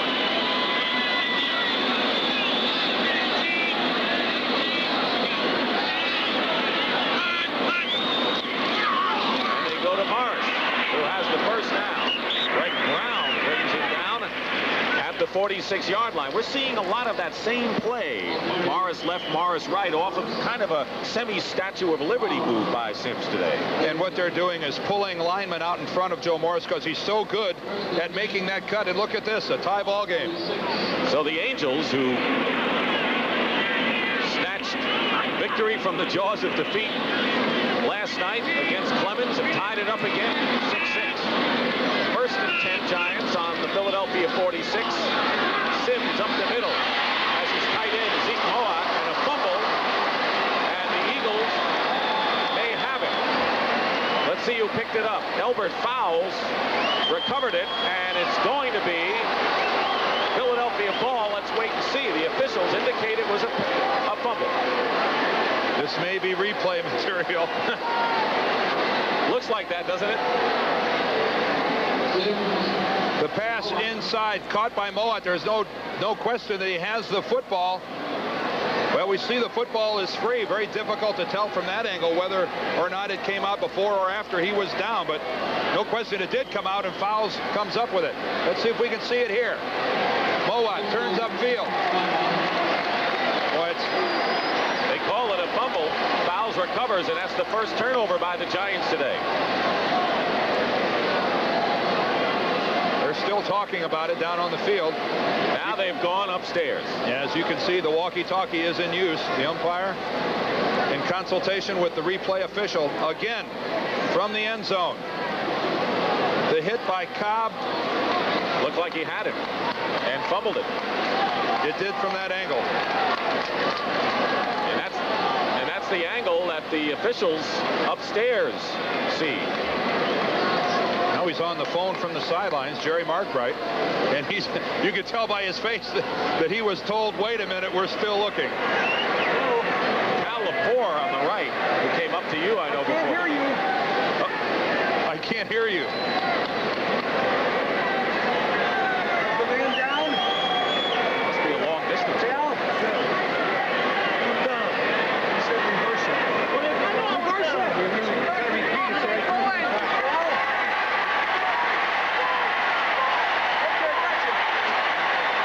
They're going to reverse it.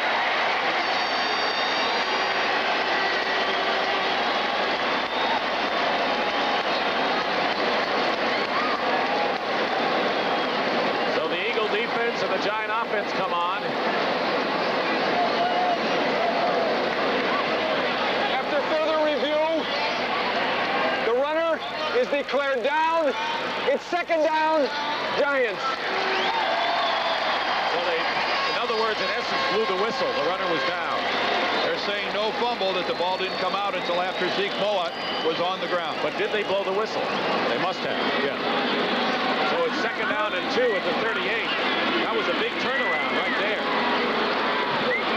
Roussan and Carthen are the running backs.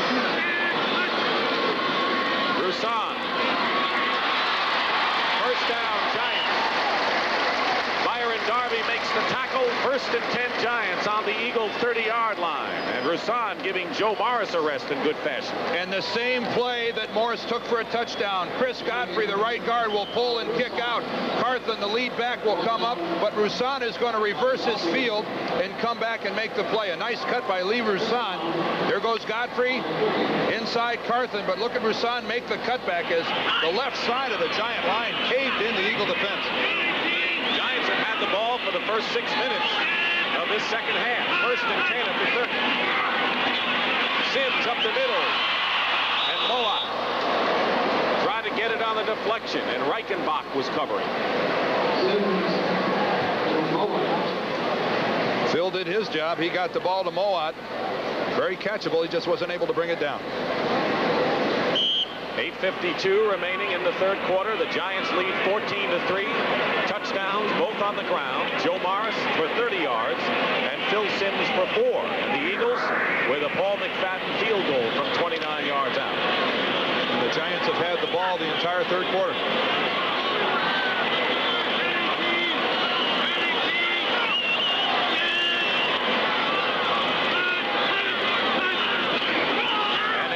To Roussan the same way they've been going to Morris, and he's stopped at the 30-yard line by Byron Darby. The Eagles' run defense, other than Morris's run, has been superb today.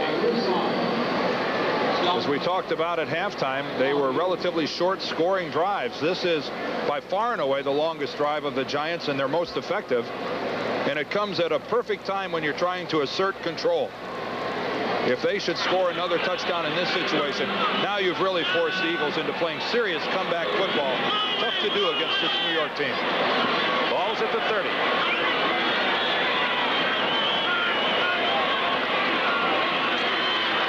Sims drills it, and it's caught by McConkey. And a first down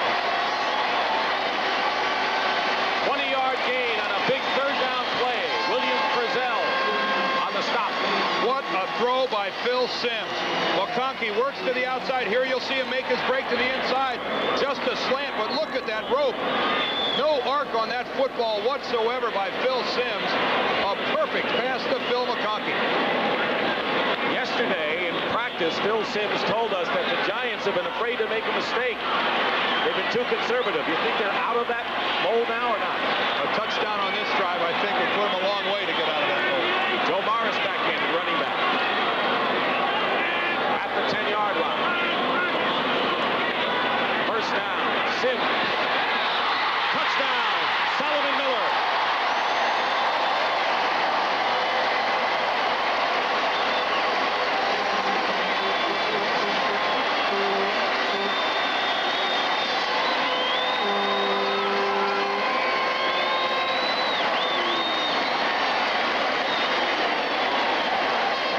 First NFL touchdown for the rookie from Utah State, Solomon Miller.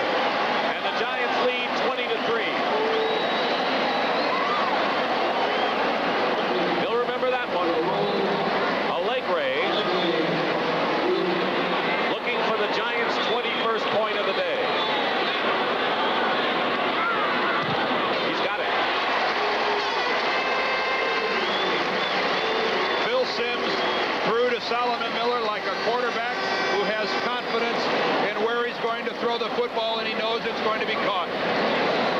Look at him throw the ball right between the coverage. It actually hits one of the Eagles. Which one of the Eagle players hit that football? Roynell Young.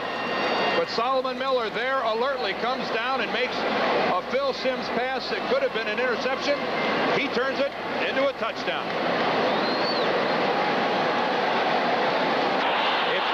Scoring drive of the day, and the Giants chewed up 7 minutes and 45 seconds to take a 21-3 lead. Allegre kicking off to Totalatazi at the 7, and finally knocked out of bounds at the 23 by Hunt. Solomon Miller, let's look at that replay again, will just make a break to the middle of the field. Roynell Young plays it perfectly. Look at the inside position. He gets inside Solomon Miller and actually gets the football. Can't hold on to it, and it bounces right to Solomon Miller, who kept eye contact with the football. Roynell Young has to be heartbroken. He had an interception right in his hands. First and 10 Eagles on the 23, and Ron Jaworski 3 for 11 for only 17 yards today. Fires and going for Mike Quick over his head.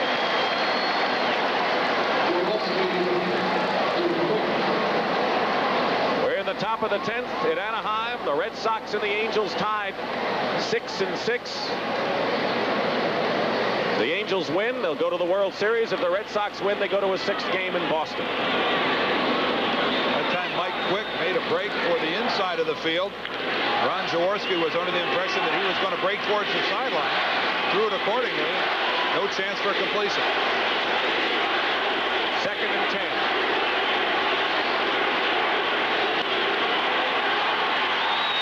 And Hammocks, the intended receiver, incomplete. Harry Carson came in and stung him.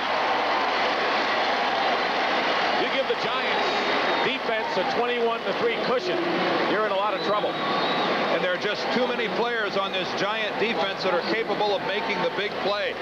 That time Lawrence Taylor blitzed to the inside, was picked up on a play that he had gotten a sack before, so the Eagles did their job in that respect, and yet now it's Harry Carson's turn to make a big play. And Randall Cunningham comes in on 3rd and 10.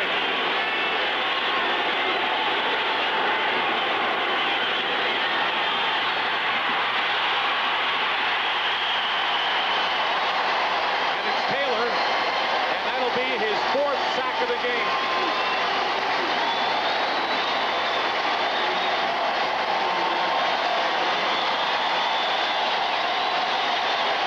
Lawrence Taylor right here. His only job on this, because Randall Cunningham is in at quarterback, is to spy. He'll stay at the line of scrimmage. It's his responsibility to cover Cunningham if he runs with the football. That's doing your job. Telchik will punt from the 5. Familiar territory for the Eagle kicker today. Gets off a good one. McConkey in the 30. And brought down at the 37-yard line. What a day for Lawrence Taylor, who has been a dominating football player.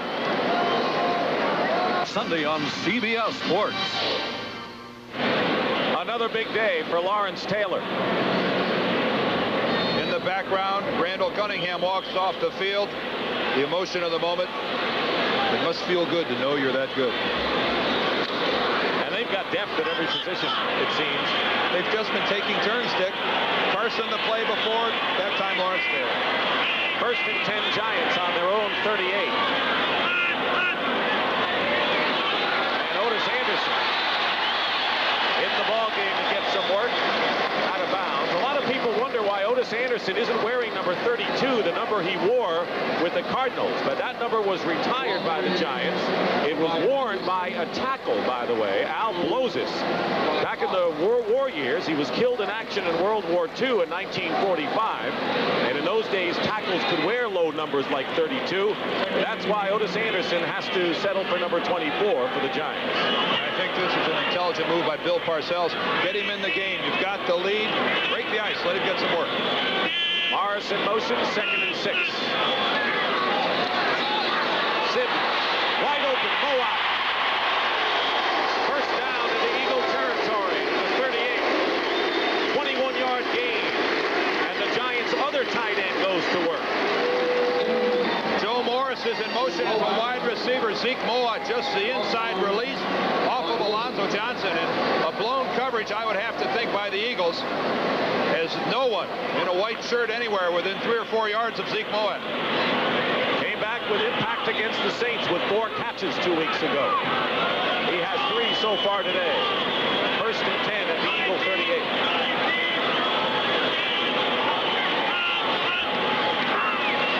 Otis Anderson cutting inside.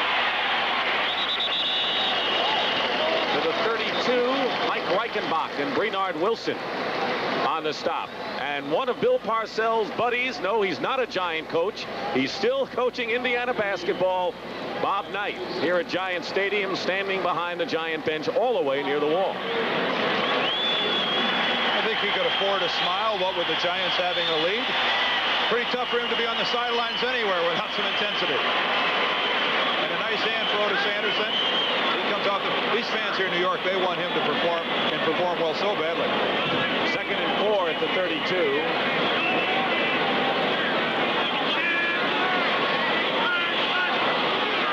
Fumble. Sims and Oates in a mix-up. Eagles pick it up. They've got it. Bernard Wilson comes out with the ball. So it's 21-3 Giants, but too early for Bill Parcells' concern for them to get a little careless. And Bernard Wilson was right up on the line of scrimmage faking the blitz. You have to wonder if Sims doesn't try to get out early. But Bart Oates and Phil Sims misfire on a snap, as they have done before. And Bernard Wilson was faking the blitz, comes up with the football. And the first Giant turnover. And this one will count. First and 10 at the 34 for the Eagles. Jaworski looking for Quick. Mike Quick so far today has caught only 1 pass. Giants have done a good job on him. Needless to say, a great job on Ron Jaworski. Lawrence Taylor just knocks Ron Jaworski all the way over backwards. He's going to beat the block of Haddix, but watch Lawrence Taylor finish off Jaworski. Pulling up. That's for the referee's sake, so he doesn't think he did it on purpose. And Jaws taking a beating at quarterback today. Going to the bottom of the 10th in Anaheim. Still tied, Boston and California. Jaworski has missed his last 5 passing attempts. He's 3 for 14. 3:58 on the clock. Intercepted by Patterson. Elvis Patterson. We heard a whistle. It may have been inadvertent. And a Giant is shaken up, Kenny Hill.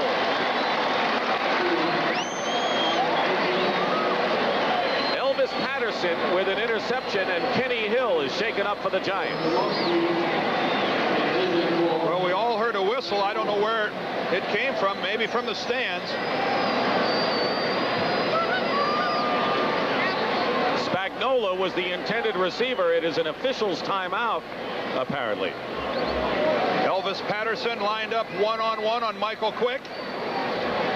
Quick with the inside release, and Patterson cuts in front. The ball really poorly thrown. If it was intended for Mike Quick,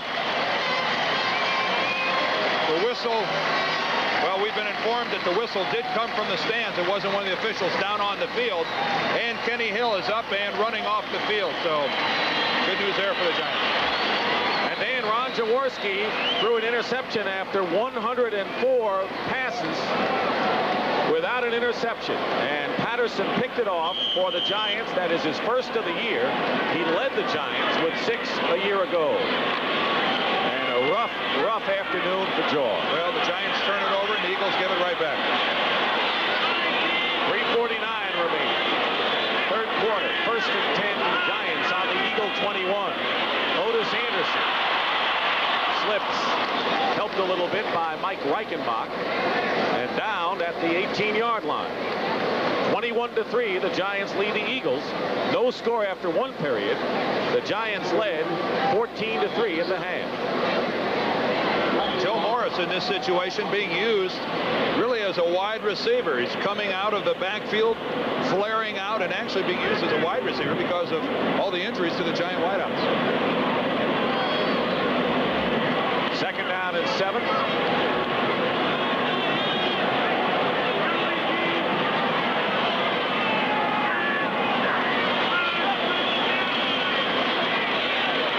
Sims going for Mowat.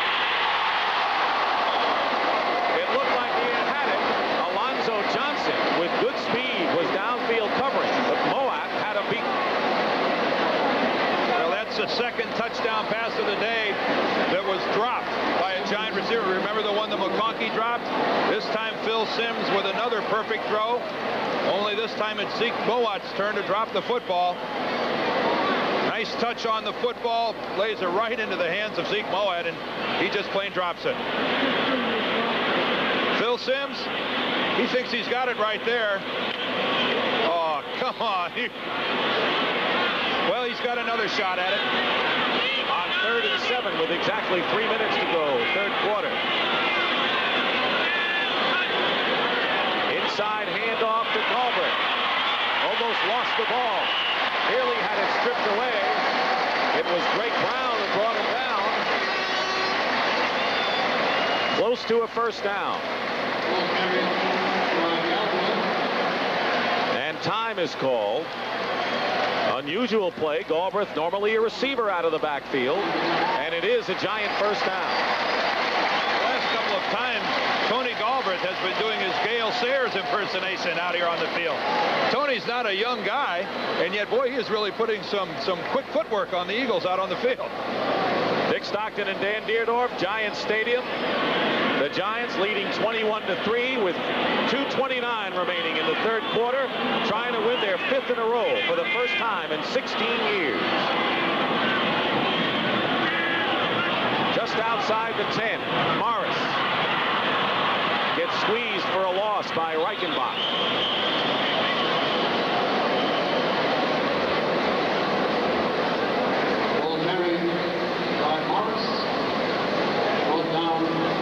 Joe Morris, who's been spending most of his time in a wide receiver position, that time had no opportunity to turn upfield. Another good example of the Eagles and how well they flow to the football. This third quarter has certainly been all New York. And Jerry Markbride is saying, look, I want to make sure I can read that number 20. He's going to need an equipment change, I think, soon. 2nd and 12. Sims going for Mowat, and he couldn't do it. Defended by Reichenbach, out of the end zone and juggled again by Zeke. That time Mowat was better covered than the time previous. Sims had no opportunity, no choice but to lay the ball in high. That would have been a much more difficult catch if Mowat could have made it. Let's look at it from high above in the end zone. Yeah, he really just got his left hand up there. Even if he could have brought it in, he would have been out of the back of the end zone. Good coverage that time by Philadelphia. It's 3rd and 12.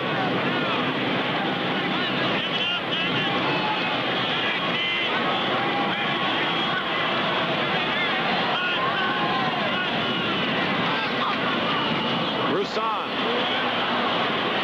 And he won't get much, but they'll set up a solid field goal opportunity for Raul Alegre on 4th down. Alegre had a 47-yard field goal blocked early in the first quarter, and now will get another opportunity, and that was his first miss since joining the Giants 2 weeks ago.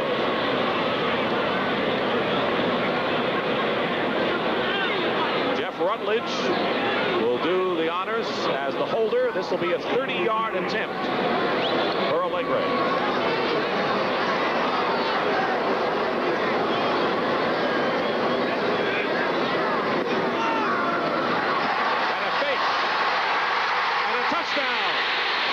Rutledge to Carson.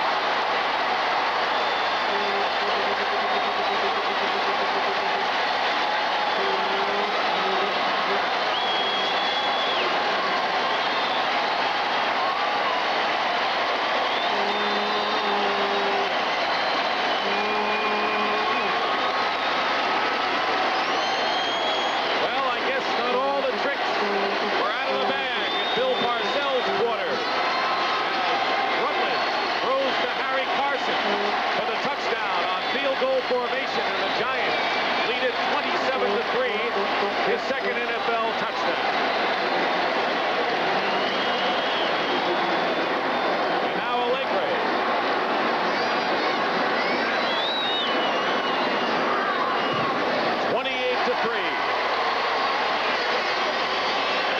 Yesterday in practice, we saw them working on the fake field goal.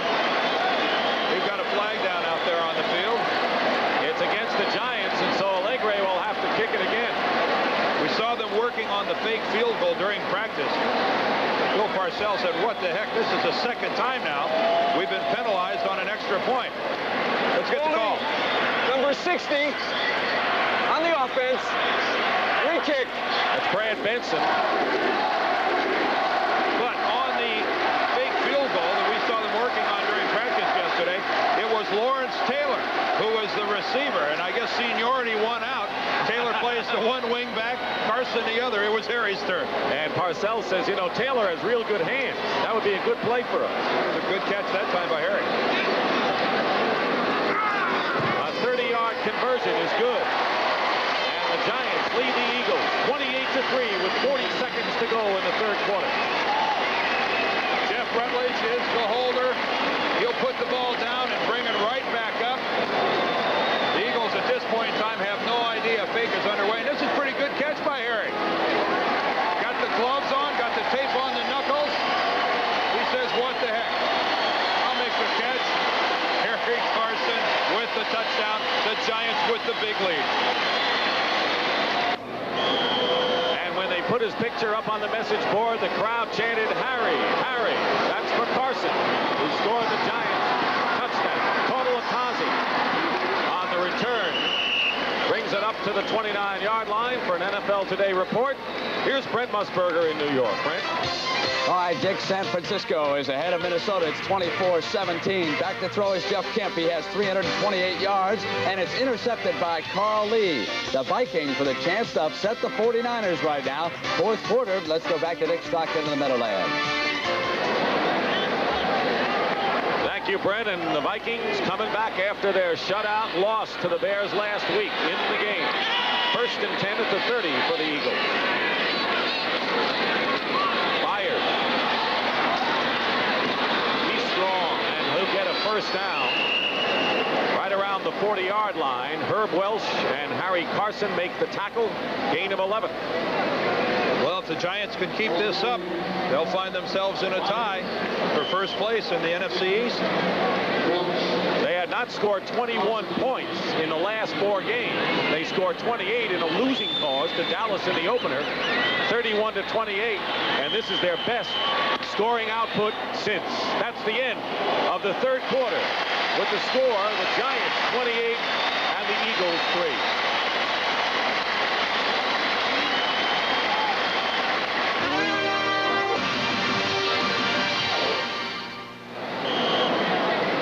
Stockton and Dan Deerdorf here at Giants Stadium as we start the fourth quarter with the Giants way out ahead of the Eagles 28-3. The Eagles have managed only 46 yards total offense all day against a great defense. Doesn't loom too well for the Eagles. That's hard to believe at this point in time of a football game that you don't even have 50 yards offense. Myers going outside, and Elvis Patterson stops him for no gain and maybe a loss of one. Rather than heading toward the 50s, they're working their way back towards the 30s at that pace. Dallas beating Washington today. The Cardinals with their first win of the season. And the standings in the NFC East right now. If the Giants win, they'll move into a tie with the Redskins for first, and the Dallas Cowboys will be just a game behind. And Dallas and Philadelphia play next week. Giants go to Seattle. 2nd and 10 now. Jaworski. Tautalatozzi was the intended receiver. Andy Hedden covering. Now next Sunday, the Dallas-Philadelphia game will be seen by our viewers in the Philadelphia area because the game has been sold out at Veterans Stadium. It'll be seen in New York as well. The second game of the doubleheader will be the Giants at Seattle, seen only in New York. And that'll be a great matchup. The Giants against the Seahawks in the Kingdome. Randall Cunningham is in at quarterback on 3rd and 10.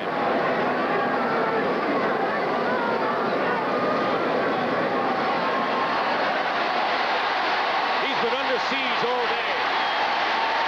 That's Leonard Marshall with his 2nd sack. And Lawrence Taylor may be hurt as he ran into his own teammate. Taylor down on the field. Remember how he's been staying in that spy position? He was in that position again. And when he went to make the play that time on Cunningham, he ran right into one of his own teammates. Well, this could really put a damper on any size Giant victory. And we hope Taylor's all right. Lawrence Taylor is going to move upfield, try to hit Randall Cunningham. Instead, he's going to make contact right there with George Martin. And George Martin's left thigh and knee makes contact right with Lawrence Taylor on top of the helmet, and he's dazed.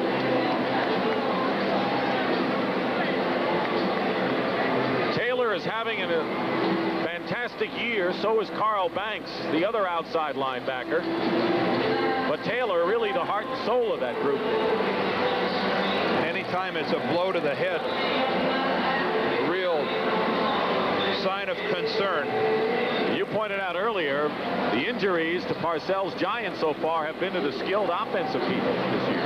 Yeah, they've not really been touched much on the defensive side of the ball. And Bill Parcells, I'm sure, can hardly look as Lawrence Taylor is down on the field. This is when you really want to see someone get up and start walking off the field. Taylor has 4 sacks today, Marshall 2. Giants have gotten the Eagle quarterback 6 times. They decked Lomax 7 times last week in St. Louis. And he's going to get up to this applause.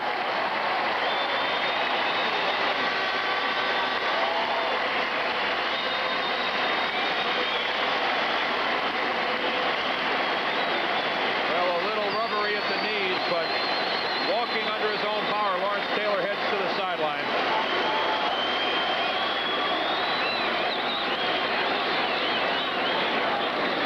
Bad effort by one guy. Pelchik will kick for the Eagles, and McConkey for the Giants.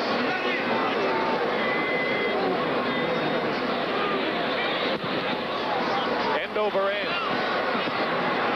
Takes an Eagle bounce inside the 25.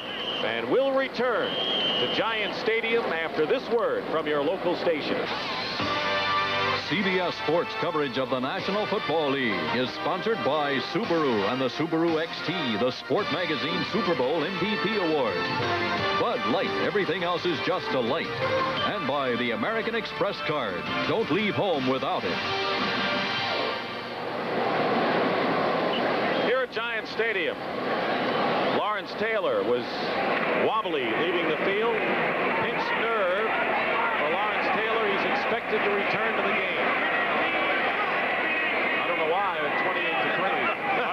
I wouldn't put him back here. Otis Anderson on the carry on 1st and 10. Shows a little of the skills that made him the Cardinals' top man for 7 years. Evan Cooper knocks him out of bounds with 28-3. He's the last guy I'd bring up.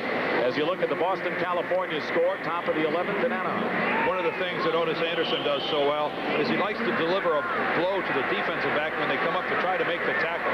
He really swings a mean right arm, especially when he's running like he was just then to his left. He'll actually cock that thing and give it a pretty good swing at one of the tackler's helmets. 2nd and 5 at the 29.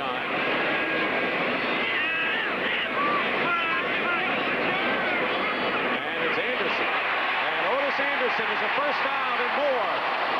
And he pulled up lame. And Otis Anderson pulled a muscle. He picked up 16 yards, and how frustrated and distraught he is at that Giants sideline. Well, Anderson has had assorted leg problems the last couple of years in St. Louis. This is the old counter tray play where he makes the counter step to the right. But the first time today that he's been able to run at full speed, right there, you can see him favoring now his right leg, clutching at his right hamstring. Anderson goes out of bounds, and that was the first time today that he was able to run at full speed. 1st and 10 at the 45. Carthen replaces him. Roussan carries, and a penalty marker is down. The Red Sox have scored a run in the top of the 11th. Lead the Angels. Ball start, number 66, offense, 2nd down. William Roberts, the left tackle. Anderson was most pleased coming to the Giants, not only for the obvious reasons of going to a winner, but he's just married and his wife is from East Orange, New Jersey. But going to a winner did have a nice effect on Otis. He told me, you know, one day I'm 0-5, the next day I'm 4-1.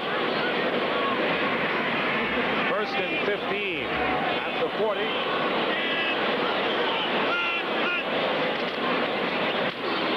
Roussan to the 42. And now for an NFL Today report, let's go across the river to Brent. All right, Dick, on the move, Tommy Kramer. He has passed for 285 yards, 2 touchdowns. This one to Anthony Carter. 6:37 to go, and the Minnesota Vikings have tied the San Francisco 49ers. And as you said, 7-6 right now. Red Sox lead the Angels. Let's go back to Dick Stockton. So the Vikings coming back against the 49ers. And Atlanta beating Los Angeles today. That NFC West is an interesting tussle these days. 2nd and 13. Carthen with one of his rare carries. Powers his way close to first down yardage. Into Eagle territory. He'll be shy by a yard. Bernard Wilson makes the tackle. Cleveland Browns over the Kansas City Chiefs today, 20-7. The Denver Broncos way ahead of San Diego, 31-7, undefeated in the AFC. The Raiders are leading Seattle, so that's anyone's ball game in the 4th quarter. And that'll set up, should be a fascinating clash coming. 3rd and 1 at the 46. Damian Johnson, number 68 on short yardage, is in the game, and Roussan dives for what appears to be a first down to the 44.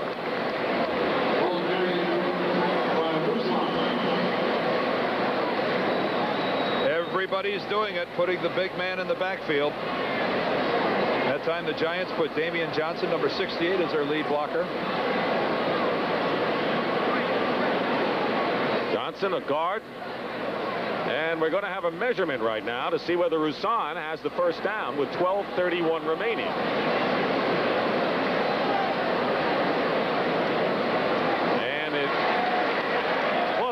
a Giant first down. First down, Giants. What's Parcells unhappy about? I don't know. You see at the left part of your screen, Damian Johnson, number 68, will make the lead block. Tony Galbraith there in motion, number 30. Right here is Damian Johnson. We can just see him. Tony will go here in motion. He'll come right on through. Ball carrier behind. Does he get anybody? Semi. First and 10. I like that analysis. Roussan is hit at the line of scrimmage. Continuing our story about the AFC West. Denver undefeated. Seattle battling the Raiders right now. Kansas City is now 3-3 on the year. And next week it'll be the Giants against Seattle. Check your local listing. 2nd and 9 at the 44. Sims. Bobby Johnson, the intended receiver, nearly a pickoff by Evan Cooper. Evan Cooper read that ball as being upfield, made a break for it. Pretty nice work by Bobby Johnson, doing a spin and getting to the ball. He almost brought it in.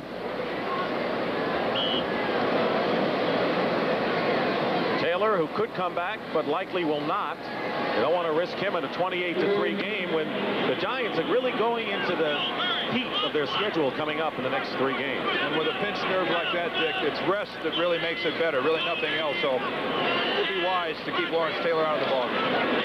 Sims to Galbraith. Diving close to first down yardage at the 36-yard line.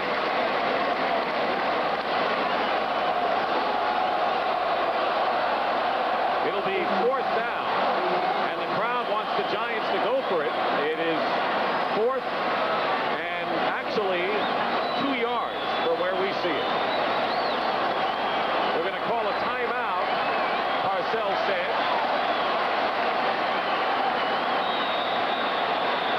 And that's what the Giants do. Timeout on 4th and 2. Parcells doesn't look like a guy who's leading 28-3. No, he sure does not. We'll be back. Big lead, New York. Giants have called a timeout, and now they've got things straightened out. It'll be 4th and 2. Scoreboard says 1, but it's really 2 yards to a first down. And the Giants leading 28-3. 2 of 5 on 4th down conversion.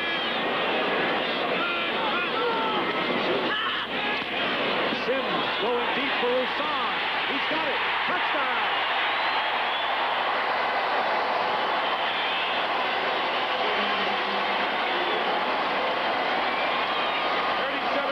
To Roussan. Dan had a lot of time to play in that one, didn't he? Boy, they took time to talk it over. Lee Roussan wide open. 3 steps in front of Alonzo Johnson and Buddy Ryan. His topsy-turvy defense. All of a sudden looking more like the Eagle defense that played the first couple of weeks of the season, not the last 2. And Roussan, like Solomon Miller, score his first NFL touchdown, and it's 34-3. This is the most points the Giants have scored all year, and Raul Alegre adds the 35th point with 10:43 to go, and the Giants are really putting it to Buddy Ryan's Philadelphia Eagles. Play action takes everyone by surprise. The fake that time to Carthen. Lee Roussan had flared out to the right side, just turned it upfield. Alonzo Johnson playing the run, has no choice but to watch Lee Roussan from behind. That must feel good. I don't know. Never, huh? Phil Sims, who's seen a couple drop today in the end zone. This game's in the bag.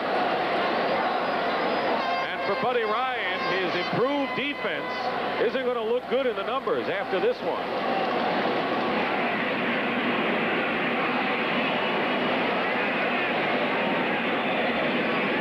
upset. Parcells is upset. Everyone's upset. You're not upset, are you? No, but I think Mr. Ryan is. Some things speak for themselves. I think just take care of that. Allegre kicking off for the Giants. Charles Crawford for the Eagles.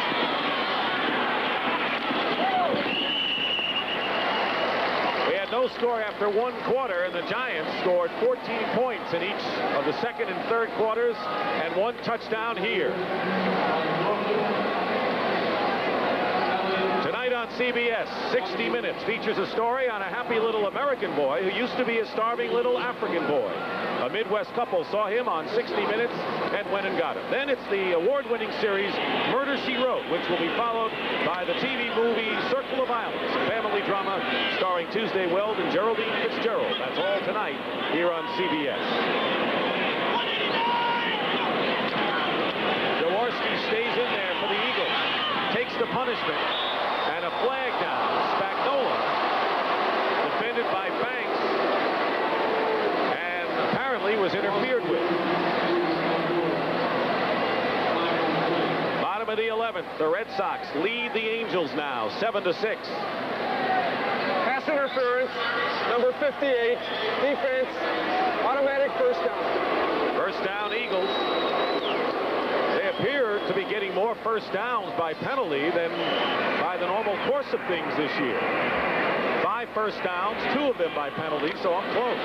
Before that, they have 40 yards in total offense, 355 for the Giants. This is one of the most lopsided total yardage differentials I've ever seen. First and 10 at the 29. Jaworski in trouble.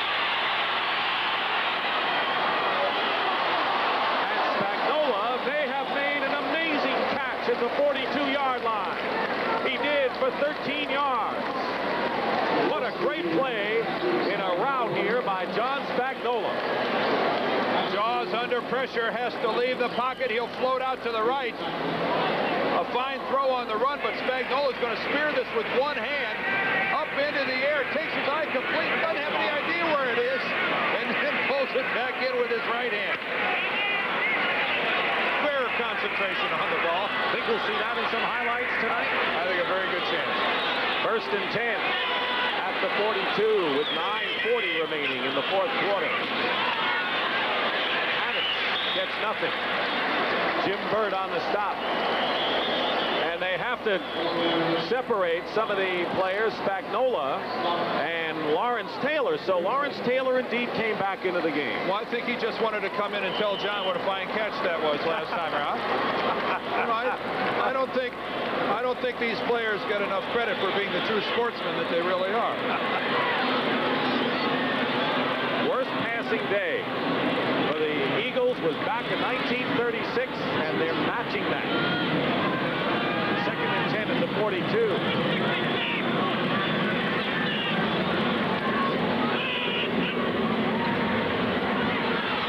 Jaworski fired.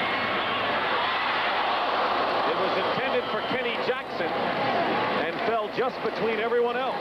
Herb Wells was closest to it. I want to clarify something there for some of you that maybe aren't up on the rules of football. You saw 0 passing yardage there for the Eagles, and you're going to say, what do you mean? Spagnola just caught that pass. Sacks are deducted from total passing yardage. So every time Jaworski is dropped, and he's been dropped 6 times today for 40 yards and losses, those are deducted from your total passing figures. That's where the big 0 comes in. Thank you for that. Yeah, well, somebody's going to say, well, I just saw him make a catch. Third and 10, Anthony Toney, number 25, is in there as a blocker for Cunningham, who's going for Ron Johnson. And Johnson makes a catch at the 21-yard line of the Giants. And he's hurt. 37 yards to Ron Johnson. And he, as you point out, shaken up.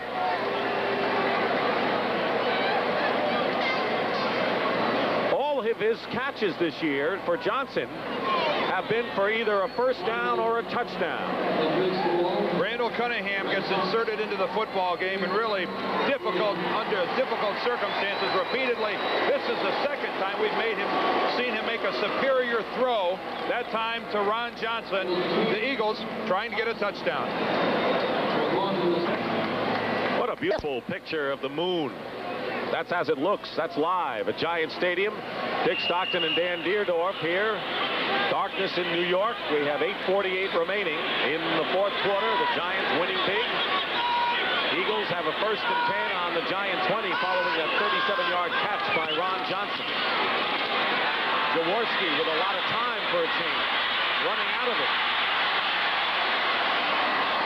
Incomplete. Anthony Toney. Maybe Spagnola was the intended receiver. Well, the Boston Red Sox hung in there and stayed alive and beat the California Angels in 11 innings, 7-6. Angels still lead in the series 3-2. Game 6 will be in Boston on Tuesday. Here, no contest. The Giants leading 35-3, and Ron Johnson was helped off the field. Joe Morris scored first for the Giants. It was 7-3. Phil Simms ran for 4. Then he threw a touchdown pass to Solomon Miller. And then Rutledge on a fake field goal threw to Harry Carson. There was another touchdown. That was to Lee Russo. Pass into the end zone is incomplete by Jaworski, and it was intended for Mike Quick, who hasn't done much today. He's been throttled pretty well, and Ron Jaworski having just a terrible passing day, one of the worst of his entire career. And he can't even get out of the pocket and get any protection. That time, even on the run, Jim Burt caught him and threw him to the ground again. There's the last score by the Giants, and Ron Johnson over in the Philadelphia bench being worked on. This is the best pass rush. 3rd down and 10 at the 20. Randall Cunningham is the man.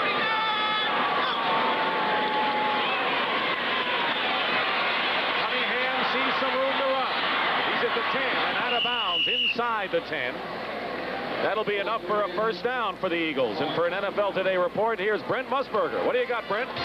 Well, Dick, what we got, next week's opponent for the New York Giants, the Seattle Seahawks, have been beaten. This was one of Jim Plunkett's touchdown passes today, and it was a thing of beauty. He avoided the rush, and he hit Jesse Hester, and the Raiders win. They're the 3rd straight time. They are now 3-3. Incidentally, Dick, Calvin Schiraldi comes in and does the job for the Red Sox in the last inning. What a comeback. Let's go back to Dick Stockton. That's big for Calvin Schiraldi, Brent, considering his huge heartbreak of last night. 1st and goal for the Eagles at the 9. Jaworski going for Kenny Jackson out of the end zone, covered by Herb Welch. And a penalty marker is down behind the line of scrimmage.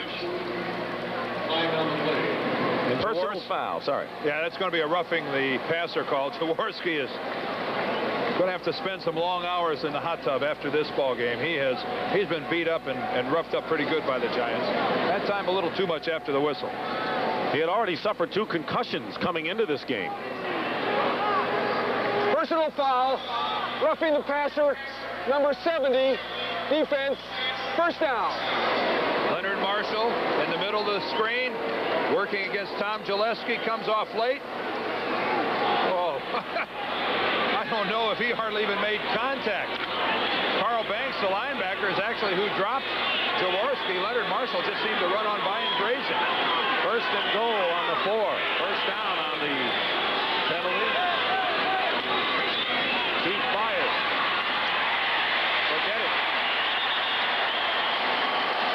Who can run against the Giant defense? You wonder, you know. Not many people.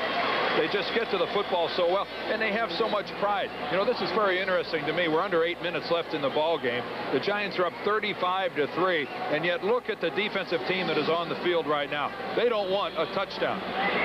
Lawrence Taylor, Harry Carson, all their starters are out there on the field right now. Don't forget, coming up after the game, 60 minutes.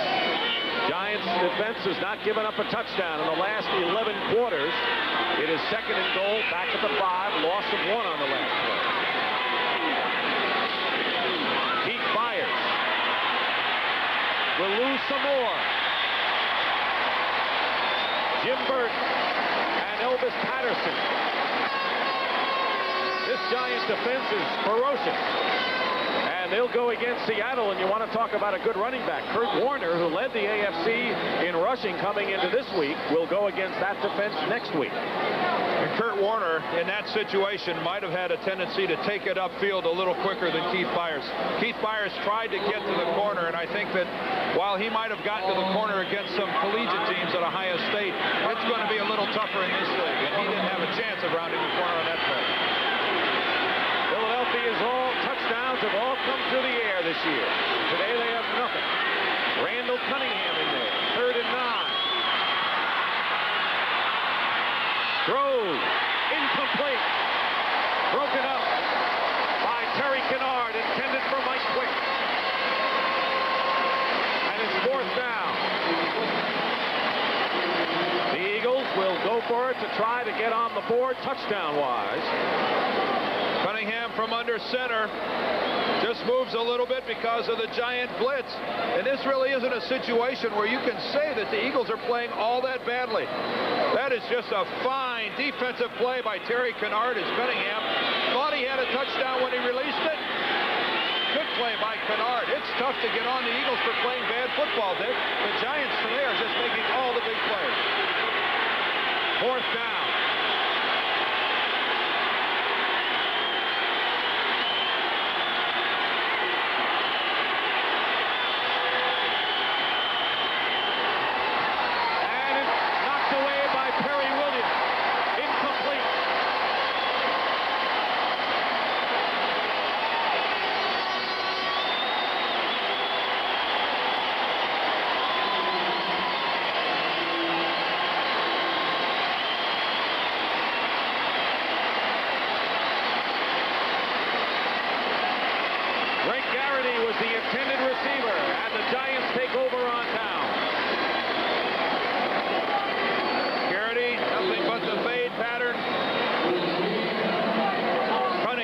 The ball up immediately, and Terry Williams just plays it perfectly. Takes the inside position, turns to the football when he knows it's in the air, and easily makes the play. That could have been an interception. Jeff Rutledge is the new quarterback for the Giants, and Maurice Carson running the ball.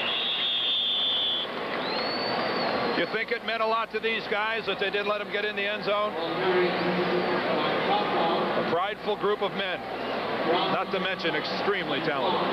And a team going into a tie for first place in the NFC East as the Dallas Cowboys thumped the Washington Redskins today. And both teams will be 5-1. The Cowboys will be in 3rd at 4-2. 2nd down and 7. Sims with an impressive day today. We'll give you his numbers after this play. Carson.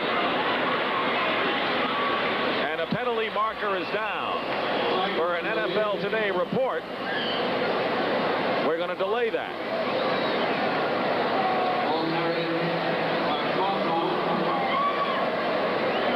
Reggie White is laying on the ground. I think we'll probably have a holding call against New York, but 13th penalty of the game against the Giants. Holding number 68, offense. 2nd down. Damian Johnson. And while Reggie White is down, let's go to Brent Musburger. Dick, we've got 5 seconds left in San Francisco. Jeff Kemp has used the clock beautifully. Ray Wersching's 38-yard field goal, and it hits the upright. Ricochets left. The Vikings and the 49ers go into overtime. Vikings win the flip. They've got the ball at midfield. Back to Dick Stockton. All right, Brent, so the Vikings coming back strong, and now overtime against the 49ers. Meanwhile, Reggie White shaken up. not often, by the way, Dick, that you see Ray Wersching miss in that type of a situation, hitting the upright. Wow. Bill Sims on the day as White gets up, 20 of 29. Completed 20 of 29 passes for 214 yards and 2 touchdowns. Bill Sims today. And Jeff Rutledge in his 8th year, seeing his first action at quarterback this year. Didn't play at all at quarterback last year, a former Ram.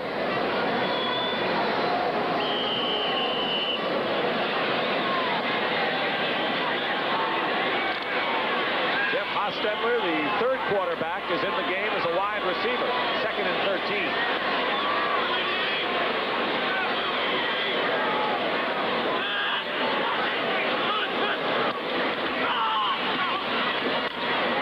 Lee Roussan for a couple. I know one thing about Jeff Hostetler. When he comes up to the line of scrimmage, lined up as a wide receiver, he must hear all the Eagle defensive backs fighting among themselves to see who gets to cover him. This time, Roydell Young, 1 out. Senior man. We're liable to see fistfights in the huddle to see who gets to cover Jeff Rutledge.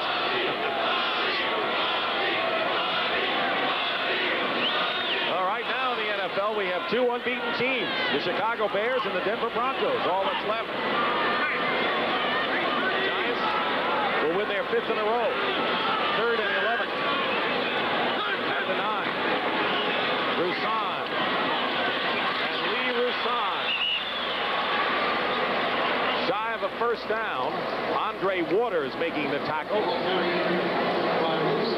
Shy by about a yard, that's all. Don't forget, 60 minutes will follow. And we have 5 minutes remaining here in the 4th quarter. For the New York Giants, as Tom Gillespie appears to be shaken up on the sidelines. Oh, a quick punt here by the Giants. Sean Landeta.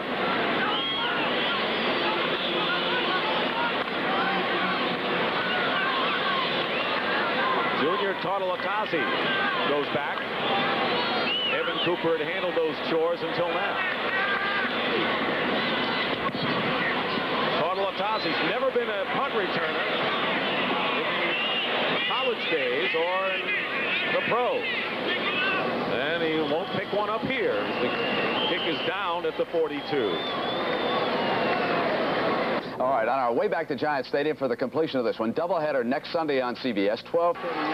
Thank you very much, Brent. 35-3 to score, and what a great NFC East race, as everyone had anticipated, is really developing now.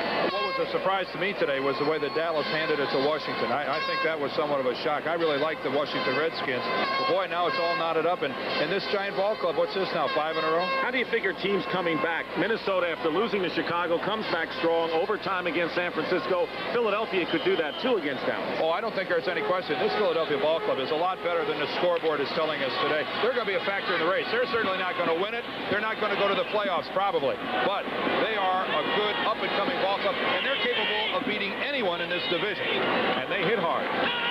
1st and 10 at the 42. Jaworski. And flips it out to Anthony Toney. And Toney, who was activated when Wes Hopkins went on injured reserve.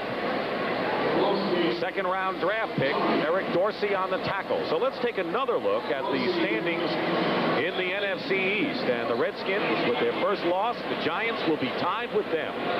Dallas a game behind, and Philadelphia 3 games behind the leaders, but they could tighten things up next week. 2nd and 7 at the 45. Up the middle to Spagnola. And a good game. Fumble. Giants have it. Now things are getting a little rough out there. Let's see if the whistle had blown or Spagnola coughed it up after the catch. He did, and it'll be Giant ball. Mark Collins recovered the fumble for the Giants. Well, nothing seems to be going right for Philadelphia today. Sometimes that just happens. John Spagnola is wide open, tries to make something happen. Carl Banks hits him from the side, and the ball is loose, and clearly a fumble. Giants have it. Question. In New York, I know the fans say the Giant defense is the reason why the Eagles have been so woeful on offense. In Philadelphia, they're saying, when are we going to get an attack? Well, they've had an attack for the last couple weeks. I think they've moved the ball effectively. Part of this is because of what the Giants are doing. They're hitting very hard. Hard hitting causes mistakes. Carson. Close to midfield. told you the Giants' schedule gets a little tougher after playing New Orleans, St. Louis, and Philadelphia. Look at the next 3 weeks. Yeah, that's an extraordinary schedule for the Giants. Nothing easy in there at all. Washington, Dallas back-to-back. Then on the road. And this Philadelphia team, you know, anybody who thinks that this is a ball club that's only going to win a couple ball games the rest of the year. Look at those games. Denver, San Francisco, Washington. A good finish, though, for the Giants. You have to look at home, St. Louis and Green Bay. Leading into the playoffs, those are the kind of teams you like to play. 2nd and 4 at the 49. Under 3 minutes remaining. A big Giant victory on the scoreboard. Carson. Loss on the play. Lawrence Taylor left something on the ground. Well, we knew his neck was sore. Incognito on the bench. Lawrence Taylor has called it a day. I think he's earned a rest. Mr. Touchdown, Harry Carson next door. Caught a touchdown pass from Jeff Rutledge on a fake field goal. We wind down to the 2-minute warning. The Giants will have won their 5th straight game. First time they've done that in 16 years. And 5-1 start, their best since 1961. Big gaping hole, and Frizzell makes the tackle at the 40-yard line. A gain of 12, and now our 2-minute warning is in effect here at Giant Stadium. That's our story here at Giant Stadium. While we have a moment, we want to thank Marty Aronoff, our spotter, and Roger Riley, our statistician. Outstanding work by both gentlemen. In the waning minute or so of this ball game, and the Giant defense, which gave up 31 against Dallas in the opening game of the year, have only given up 42 points in the 5 games since. Tremendous effort by a great defense. 1st and 10 Giants on the Eagle 41. Carson getting some work as a ball carrier for a change to the 36. This was moments ago on the Giant bench. Well, we started this last year. Oh! Normally it's Bill Parcells that's the recipient of a little Gatorade bath. A little hijinks. Oh, Elvis Patterson got Harry Carson. All right. Things wouldn't be complete without a little shower before the end of the game. 2nd and 4 at the 35. I hope that's not the only one he takes. You see him in the parking lot in full uniform. The answer will be yes. Carson. Out of bounds, close to a 1st down, and the clock continues to run. He did not get out of bounds. We have under a minute to play. Reichenbach and Young. Lawrence Taylor is the man sitting down, and Bill Parcells just congratulated him on another fantastic effort. Bill Parcells has to be very proud of this Giant defense. It'll be 1st and 10 at the 30.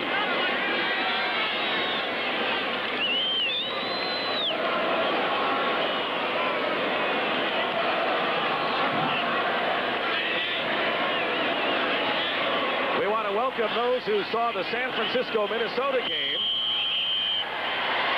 You're not going to see much here. That'll be the last play of the game. We like to have given you a little more excitement, but you're looking at the last seconds of the Giants win over the Philadelphia Eagles 35-3, which puts them in 1st place tie with the Washington Redskins. And for Bill Parcells, he is now 29 and 28 over 500 as a head coach in the NFL. Vikings beats the 49ers in overtime, 27-24. And for Dan Deerdorf, this is Dick Stockton saying so long from Giant Stadium. The final score here, the Giants 35, the Eagles 3. You've been watching CBS Sports coverage of the National Football League.